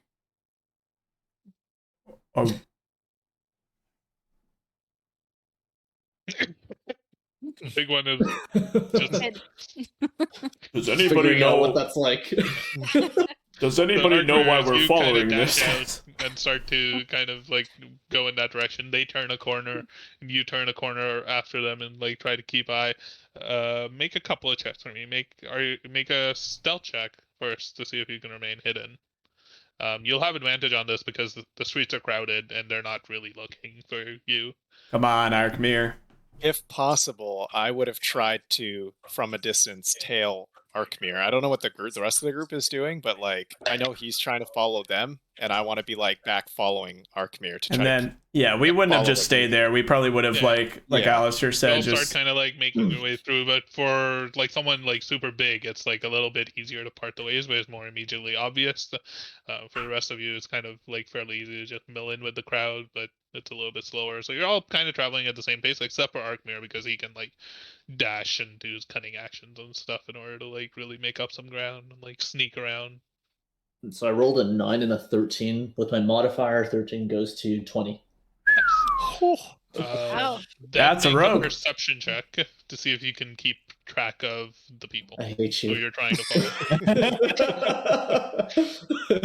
You got this. They're not trying to hide, but you do have disadvantage because they're in like it's crowded streets. Arkmir's hiding so well he can't see anything. I'm not even gonna roll my second one because that was a 2. No arts and crafts. Yeah. You try to look around, and just in the streets, like from down here, it's really hard to like make out where they are or like where they went. You very quickly lose them in the crowd. But you think if you can get like a higher vantage point or something, you might be able to see. That's exactly what I was gonna say. Is there anything that Arkmir can just climb up of quickly? Like easily. You can just like jump like from a box onto like an awning onto like a rooftop and like jump up there. Just whistle big one over. Yeah. That'd be in. Make a totem pole. Is that like an acrobatics check, or is that like a just I just do it? You can just climb it if you want to do it like quickly or like in a rush. Then make an acrobatics check. But I think you can just climb it if you're not worried about like immediately like catching up to them. I think that you can just climb up that. If they look like they were kind of walking, then I'm just climbing up. Meanwhile, for the rest of you, Kalthir, roll a perception check to see if you can spot Arkmir in the crowd. Kind of tail him. If I do I see him climbing up some stuff? Can I make a perception as well? We'll see. Yeah, sure. Make a perception check. 23. Yeah, you can. Arkmir, even when he was trying to be sneaky and hide, you were still able to like follow him through the crowds. There he is. Where did he go? I rolled a 3. I can't see him anywhere. Actually, I am going to. If I turn around, do I see Big One? Or like, Timon? Yes. Yeah. Everybody in the ward can probably see that. It's an issue I'm working on. I am going to cast, as I can see them, I'm going to cast Psychic Whispers. Oh god. On both Timon and Big One here. It's going to be the first time. Yeah. Like, Timon, Big One. If you can hear me, this is Arkmir. Because I rolled so low on my perception, I'm like, where is he? Arkmir? I don't see him anywhere. Straight ahead of you, look up. I'm on the, what am I on? Like a box. You're on like a rooftop. Rooftop? And I'm just kind of like waving at them. Oh, there's Arkmir over. Oh, God. I found Arkmir. As you're like looking about, you can look around and you can see like you still see like the big shock of like reddish blonde hair, just milling through the streets, and like they turn another corner. Right. I'm gonna run ahead and be like, follow me. I'm following the redhead. Turn right at the roof I was standing by, and then we'll turn left at the next intersection. Okay. It was left, right? Yeah. Yep. Right and then left. Got it. And then I'll relay that information to Alistair, Astra, and whoever else is there. Yep. And Timon says, "Can you hear us?" Are you just saying that out loud, or? Yeah, I'm saying that out loud. Yeah, I can hear you. You're good, bud. And then Timon thinks, "What the fuck?" And then you probably hear that. That I might hear, like, I can hear your. Well, I don't know if it's like really I can hear your thoughts, but if it's kind of like a message, like you're speaking it in your mind, then maybe I hear that. Is that how we would play this, Rafe? Yeah. It's like you can send a message to Arkmir, but you can also have your own thoughts. Like he's not like reading your thought. Yeah. Okay, but I guess don't know that I can send him a message, so Not really. okay. He didn't say you can reply to this message. Astra. It's only a couple of blocks later, Arkmir, that you find yourself just on the edge of where the kind of Ward 4 and the tunnel towards Ward 3 begins.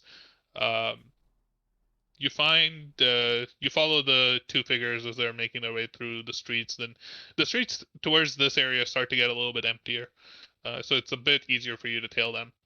And you see them approach almost like a gated compound of sorts. They approach like a wrought iron gate.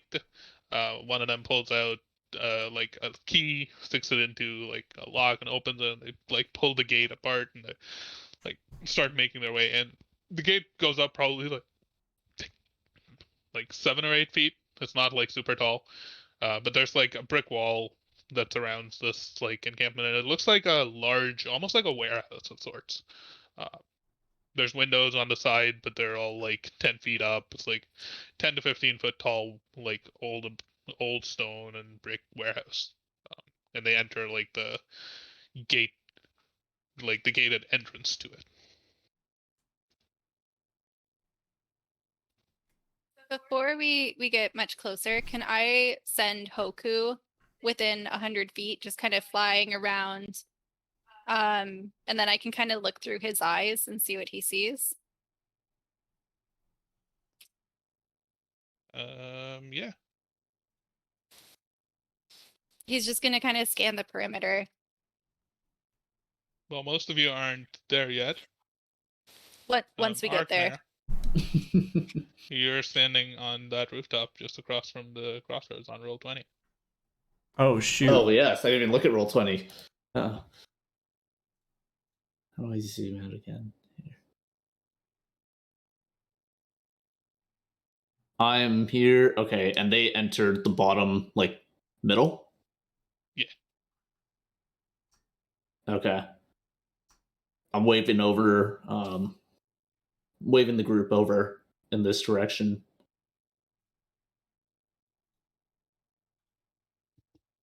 They look real sketchy. The rest of you are still like a little ways away, but you can kind of make your way down the street. You're walking past this like warehouse to your right. There's like glass windows up above you. It looks pretty dusty and abandoned in many ways. Can't really. Doesn't seem to be like an active warehouse or anything like that. There's no like wagons pulling out of it. There's no like noise coming from within. It's fairly quiet. Sorry to interrupt. On the stream, at least, I guess are we purposely being that zoomed in? Yeah. Okay, so you won't see anything if I zoom it too far out. Yep. You're just kind of crouching on this corner. Actually, probably this corner, more accurate. Looking down from these rooftops down at this gate and this gated entrance. As these figures continue walking in, you see them kind of like disappear and go out of view. Did they just leave the gate unlocked? No, they locked the gate behind them though. Okay. Interesting. I'm gonna sneak up as close as I can get to the gate here and try and. I guess actually from my vantage point at the roof, I can't see into the windows. Sounds like they're dusty. They're dusty and dirty, and like you can't make out anything on the other side. Okay.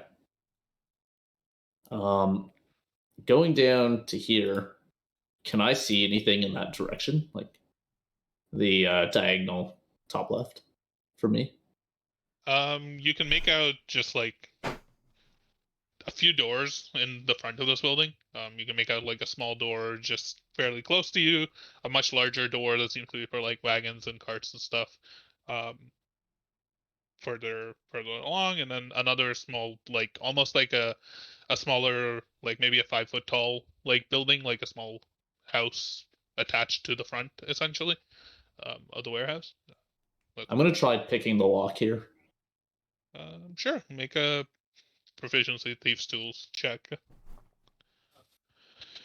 Meanwhile, the rest of you kind of, or you can see him working away at like at a door and a gate as you're coming down the street. I see. I'm trying to like sprint up to catch him as he's doing that.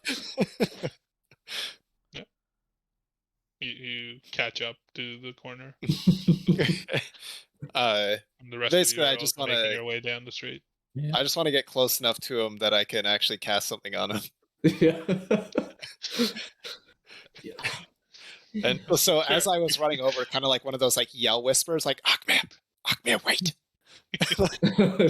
Running over. Just turn over and just see this really pale white elf sprinting down the street. When I get up to him, then I'll just say, I just don't want you to screw this up. And then I cast guidance on him. Alright. Sorry, I'm just trying to remember how this works. So I have thieves' tools, but do I just roll? You roll like plus your proficiency bonus, I'm pretty sure. Proficiency plus dex, like plus dex, yeah.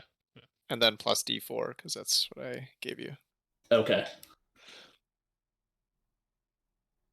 Okay, so 16, 18, 19. That's pretty high already. 23. Nice. Yeah. With like a little bit of like jamming your lockpick in, you like lift up a couple of the pins and click, it pops open. The gate kind of like pushes inwards. Flip over. Our two friends went into this building. Is the building labeled in any way? Or is there any like, I don't know, text or signs or anything definitive about maybe what this building is? Yes, there actually is. There's a large painted sign just above the front door that says Miralar and Sons Textile Company. Or sorry, not textile company, Miralar and Sons Supplies Company. Supplies. Miralar?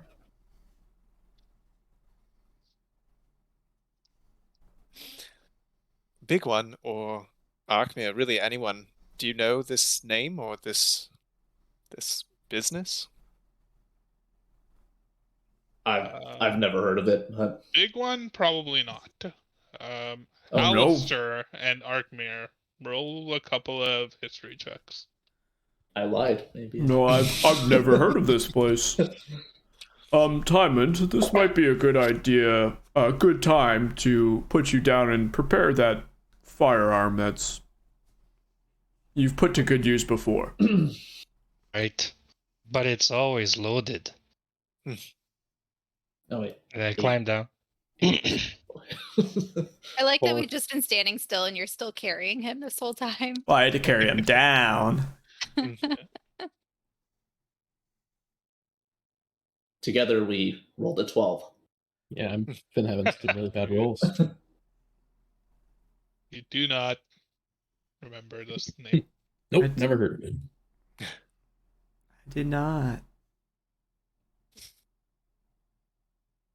I did not. I didn't. Are the windows on this side of the building any clearer than the ones on the side? There aren't really any windows on this side of the building. There's a bunch of doors. Oh, those are all doors. Okay. Then I'm gonna get close to Arkmir and said, be careful, friend. This reminds me a little bit of Freedom Hold, but perhaps with a more sinister vibe. You're right. We'll need to stick together some way. I'm gonna make my way up to this oh man. Going to make my way to this door over here. And maybe I'll ask Kelthier here. Kelthier. Yes.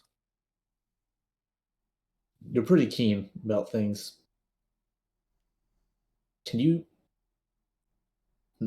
like hear anything here? So the first thing I want all of you to do is make a stealth check. Oh, no. Sneaky in this. Oh, shit. good. I get disadvantage on Do I this. have to make another one? I think yeah, because you came down and like you're in the streets now and you're approaching this building. If you're trying to approach it sneakily, I assume, instead of just walking up to it. 14. Right. I wish I could roll over 9. Oh, whoa. Oh, Robot. Jarrett just turned Robots. into a robot. No, his no. back, his back, his back, his back. Yeah, Yeah. this guy. 9. I rolled a 9. Yep. 5 timing. 5. 12? Oh, Astra. 16! Double digits!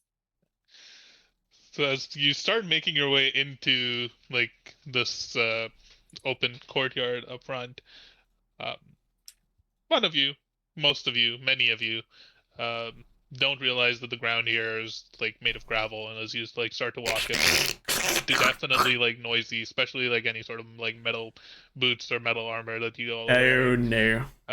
The spurs on the back of Alistair's boot kind of like dig in, and immediately there's a voice that comes from the door, like just to your right. Hey, what's going on here? As the door flings open, and the red-headed man kind of lunges out of it. And I guess it's time to roll initiative. Oh. Oh no. Are we good with doing this tonight? It is 10:30. I think we are good to do this. Okay. tonight, yeah. Just wanted to make sure. Oh boy, here we go, ladies and gents. And we're back. I'll provide the battle music. It's just Like, Jarrett Pokemon wrote 8-bit something really good. Oh. or terrible. Yeah, I thought it was terrible. Oh. I was Oh. holding a face. Oh. Oh. Wait, no. what's your proficiency bonus? Plus 3. Or our initiative. I mean, mine's -3, so. Do do ding ding ding ding ding ding ding. All right. 25 to 20. Ha. All right. 20 to 15. 16? All Ha. right. Go there with 16. We got this. Rip. 15 to 10. 10. 14. All right. So time. At disadvantage. Archmere. He's ready. He wasn't lying. Big one. Yep. And then coming up the rear, we got our new fresh meat in town. Coming up the rear. 10 to 5. Coming up the rear. No. All right. 5 to 1. What? 4. 3. Wow. Woo! All right. Retiring this dice. The first one to react to this noise and to sort of a shout going out, you actually notice this door open up, the other door in front of you, and another one kind of rushes out. It's not the same. It's not the one that you were following. This man has like almost like a shoulder length mullet of blonde hair. He like rushes out and is like, "Hey, what are you all doing out here?" He, like moves his full movement towards you. You see him like pull out like a blackjack, like a mace essentially. He's like, "Y'all ain't supposed to be in here." Keltier. Y'all To react. ain't After supposed to be here. Mm-hmm. You notice these two figures now. They're both big, muscular men. They're carrying these like maces, but in both of their right hands, you can see these bracers with razor blades. They're almost, razors, like, yeah. engraved and stitched into them. You got this, sweet talker. Oh. I'm no sweet talker. Yes, you are. I regret my decisions now. So, Isn't this better than a shopping episode? so the one guy, he drew his weapon, but he's like advancing towards us. Like he's not like rushing, but he's walking towards us. Who's walking towards you? Okay. Then I'm going to so right now this is where just making sure everybody's in the spot that they had said that they were at, because like Arkmir had called me up and then they came out. So Yeah, I was a little far farther ahead because I went to talk to Arkmir I think about. we're pretty building. close. My spurs were scraping the inside of this courtyard area.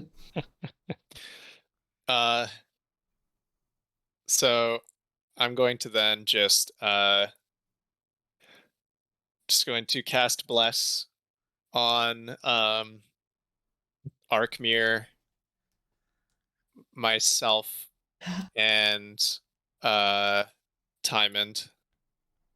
And I'm just going to take a couple steps back, and while stepping backwards, just say,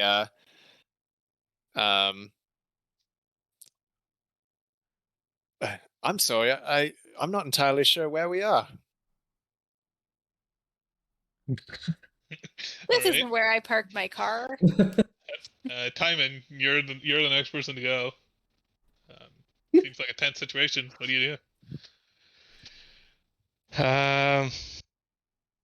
Tymond is going to move just to the edge of the entrance to this courtyard, but not step into the threshold, and is going to like quietly draw his weapon like from behind his back, and I would like to prepare an attack action. If they rush at us or if they try to attack us in any way, I would like to shoot them in the face. You're using your hold action with your. Oh boy. Got it. If they attack us. For now, I don't say anything. I just take a step forward. Yep. Arkmir? Oh, it's my turn. Turn to like, hi, kind sirs. I was told this building was available for sale.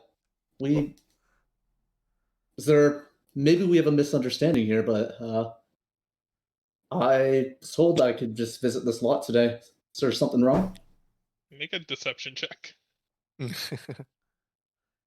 Make a deception Bless check help as anyway? an elephant is sneaking behind you. Deception. I have 20. 16 plus 4. Ooh.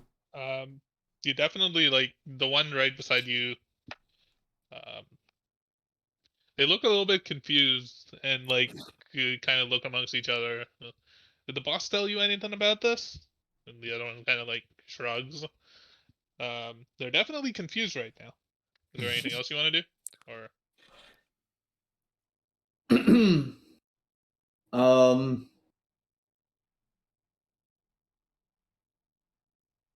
I'm gonna just walk up to this guy here and I'll extend my hand out to shake it.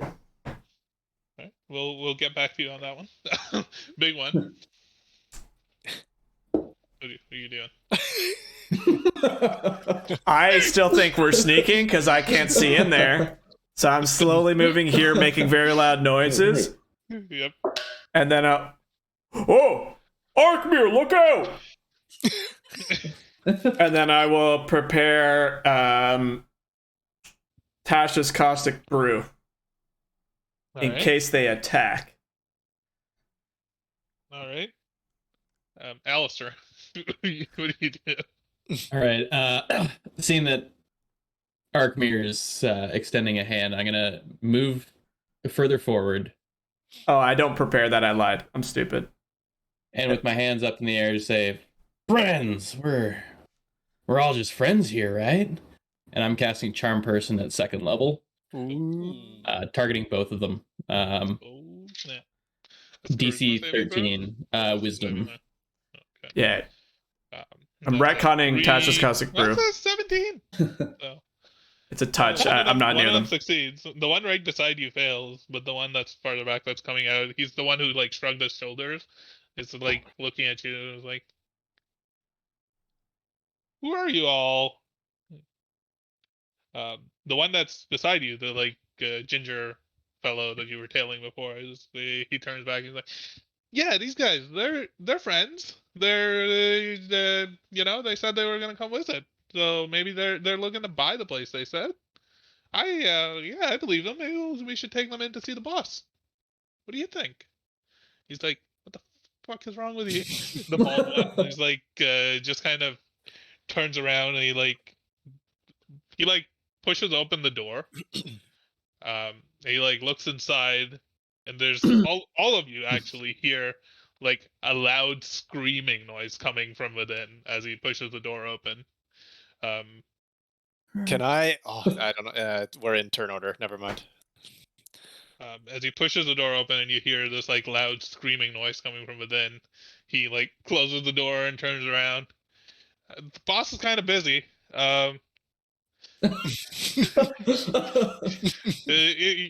What kind of scream was it? Was it like a distress scream? Was it a it argument? Was a howling in pain. It was a joyful scream. It was a that howling Homer in nightmare pain. scream? Yeah. But you all heard it, and now that you've heard it, you can kind of make out just muffled sounds coming from within the warehouse. Do we recognize the voice? So I was going to ask that too, but we're in turn order, and that. Oh yeah, sorry. You would be next. I think, right? That would be a roll. It's Astra's turn next. Now that the people have gone, what are you doing as you kind of heard the screaming noise coming from within, and the rest of your friends are just still just in turn order. Blows so Astra's actually going to pretend that she didn't hear anything and try to kind of keep the lie going. So she's going to come up to and beside Arkmir and be like, "Oh, is this the place? It's beautiful." And then I'm going to hold onto his arm. "We're newlyweds." Oh god. Yeah. Astra, look out! That guy did his thing already. Keltier, it is your turn now. In your turn order. What do you do? Oh, okay. So I guess when I had heard that scream, I would have tried to see if I could associate that with somebody that I know. If the kind of the sound of the Make voice. An insight check. Yeah. Or an investigation check. Either, I guess. Either they're the same. Okay. Come on. 16. They were just shouting out in pain. It was a little bit low pitched. You gather it might have been maybe a gnome or a halfling or a woman, somebody. It's really hard to tell based on what you got, but it was definitely not a burly, a deep pitched voice. Sure. It was more shrill. Mm-hmm. Okay, then I'm going to move a little bit.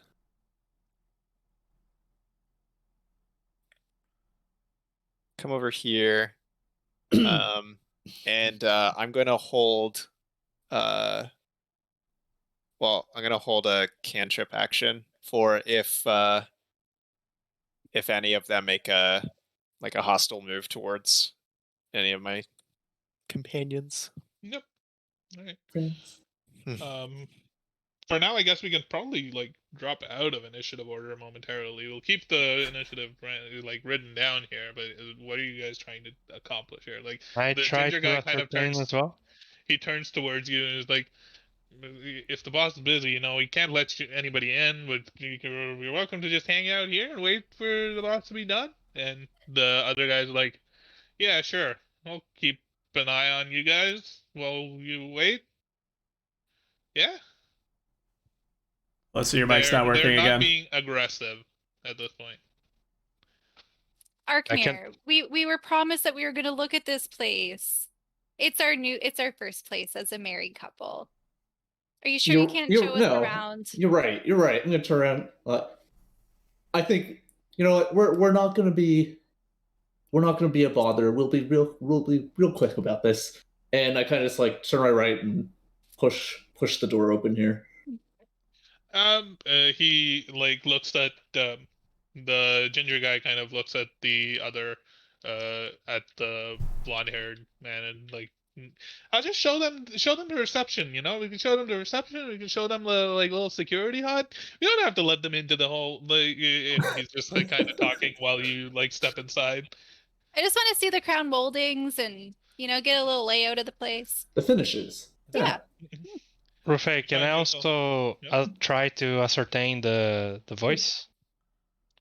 Make a insight or an investigation check. Yeah. Nope, less than Caltier, so never mind. You find yourself in like a small, it seems like a reception or bookkeeping, like sort of room. There's a small like desk, a bunch of shelves. You see like a bunch of just scattered like weapons on the table. Some like brass knuckles, some clubs, just like scattered just around. Do we hear more of the screaming from this area? Yes, it's much louder in here. Yes. Astra is still trying to pretend she doesn't hear it. Well, I love the decor is really nice. Everybody else outside, like, what are you guys doing? Anything in particular? Who went inside? Like the red-haired guy, Arkmir. The red-haired guy's just standing beside the door, and he's just like. Oh, he didn't go in. He's still just waiting outside. Yeah, he's kind of talking to the blonde guy, and is like, trying to convince him to let them go inside, basically. Well, Timon's right beside me, so I'm just gonna look at him and say, "Those screams don't sound good. I don't know if it's Nipner or perhaps one of Alistair's friends, but the longer we wait, it was a little shrill, right? Like a small person. Could be. The longer we wait, the more whatever's happening in there will occur." Is everything okay? Tiptoe my way in.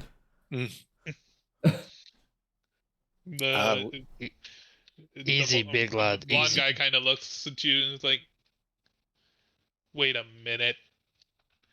You're an elephant, dude." Like, you can see him trying to process, like, put 2 and 2 together.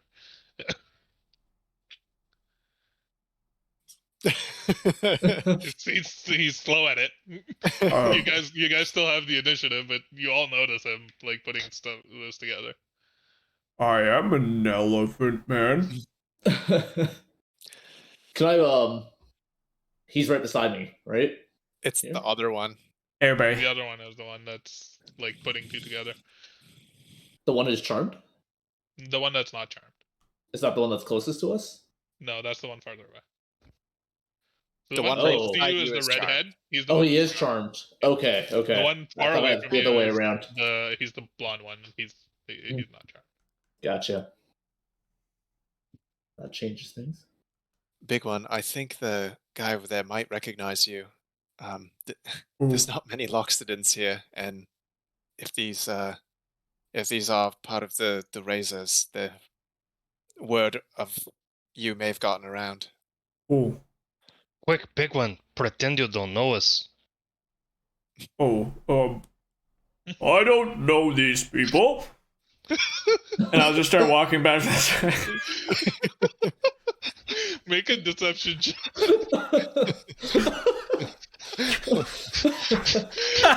Natural 20! Yeah. Yes. 21! I fool y'all!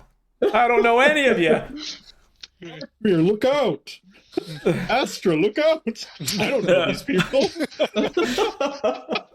State of the art liar. We're Astra. Nope. The blonde guy just kind of like looks at you, and he just like opens the door and rushes inside. The door is like a little bit ajar as he just runs inside. And then once I'm out of view, or what I think's out of view, I'm gonna sneak up to this wall, and then they probably can see me like yes, half peeking, a half giant ear. Yep. The Nailed guy it. is still just kind of like showing you guys the like reception room. Could I have reacted to him as soon as he looked like he was going to go to move inside the door? You probably got it. Yeah. Then I would have, if I saw him turn around, look like he was about to make a move inside, I would have just yelled, let's see, I'm going to yell, halt, and I'm going to cast command on him. Alright, that is a wisdom saving throw? That is... Wisdom. Watch out, they seem pretty wise, rolled a strangely 2, enough. So Definitely fails.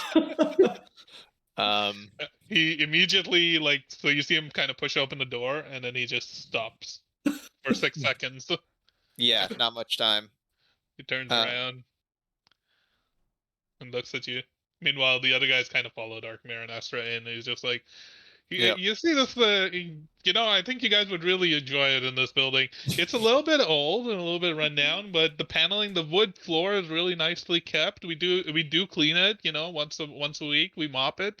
We try to wax it about once a month. That's important. Yeah, it's in pretty good shape. We're out of initiative right now. Yes. Yeah. Yes. Okay. Technically. And so redhead guy, he's staring at, like, looking towards Arkmir and Astra right now. Okay. He's like distracted. I am going to cast Silence and make it look like Nipner, with something bound around his mouth, is exiting here and just bolting out the door. All right. Ooh. Okay. Running right towards an elephant who's clearly peeking around the corner, and his trunk is up over top. Right, maybe I'll make it look like he's going this way then, since I saw you exit and turn around the corner. So the blonde guy kind of like looks at you with your command. Like, they do know that you cast a spell on him. He like looks towards you, and then he sees this like small gnome like figure running out the door. He's like, but wait, what? He's just very confused right now, and he like tries to like open the door again to like look inside. Well, I would have, when I had cast that and he stopped, I would have started walking over this way towards him in that same thing. So I would have said, Alyssa, lean the other way. And Diamond follows. No, it's your mic's picking up, Derek. Oh, sorry. I thought it was. So I just say, excuse me, what did you see that elephant over there? Oh no! I lied to them perfectly in everything. He looks in that direction, and he's like, yes, but what is happening here? And he's just like getting really annoyed. Just gonna start crying. Just break his brain. Yeah. But yeah, he's like a little bit confused. He's like not sure what's happening. I should tell the boss. The boss will know what to do. So Diamond is moving closer. He's going to flank the guy on the other side, and he's gonna try to peek inside, see what he can see. The door is just like barely open. Like barely open. Not all the way. You wouldn't be able to make out much. Oh, okay. Come just next to Kaltir then. I'm gonna use like thaumaturgy to crack open this door if it is unlocked. Is it unlocked? That door? Yeah, it's unlocked. Yes. Yeah. So I'm gonna have that just like crack open here and look over at Astra and like, honey, I think we should take a closer look if we're gonna buy this place. We should see the layout. We have to make sure that there's some rooms for like kids and The boss is busy with something. Can't let you guys in. It'll only be a second. I'm gonna sure go he won't over mind. and open the door. Yep. You walk over and you open the door and you look inside. You see just a warehouse. It seems to be there's a lot of boxes and things lying around. A bunch of stacks of like lumber and wood. The noises of the screaming and the shouting grow louder as you can kind of look inside. It's just how I've always dreamed it. Over in the far corner, you see a very large figure. A figure that looks similar to one that you saw before. Another member of the Razors that you might have tussled with. What? A bit in the past, but it's similar looking, like tall, burly, They got 2 of a them? muscular figure, like a big axe strapped to his back. Oh, and he's yeah. just pounding the small gnome into the ground. In the cage behind him, you can make out 2 slumped figures that are just lying there. A little bit bloodied and worse for wear. And as he pummels him into the ground, he's like, "Tell me where the assholes who murdered Gorga are." And he just punches him again. That's us. Oh. I Uh-oh. think that's probably a really good spot to end for the night. We're gonna need to have Alistair back next week to resolve this situation, and we'll probably also have to play remote because I don't want to set up this map in person. I think we have to anyway. But yes, correct. Yeah. So just DM, I'm not stupid. He just named the other ogre that we killed, right? Yes. Let's go. They're half ogres, technically. Yeah. Yes. Hey, that was a good session. Tune in next time to see how this encounter in the warehouse pans out. Yes. And who exactly is the boss in this situation? Yeah, Who's the boss? Excited to see how this goes. Welcome, Jared. Thanks Yeah, for joining welcome. us for a couple of weeks. Hey, so happy to have you. Yep. We are very glad that you pulled up a chair and joined us. And tune in next time. We might have some emotes for next week. We might. Thank you to all of you as well for helping us get to. We will not have a new intro. Come on, I worked so hard on it. And yes, we will have a new intro. We'll have all sorts of new stuff coming down the pipeline as we continue along. I'm very excited to see where this fight goes. Yeah, this is going to be a good one. Yep. See you next time. Thanks, guys. Bye. Have a good night. Yeah. See ya.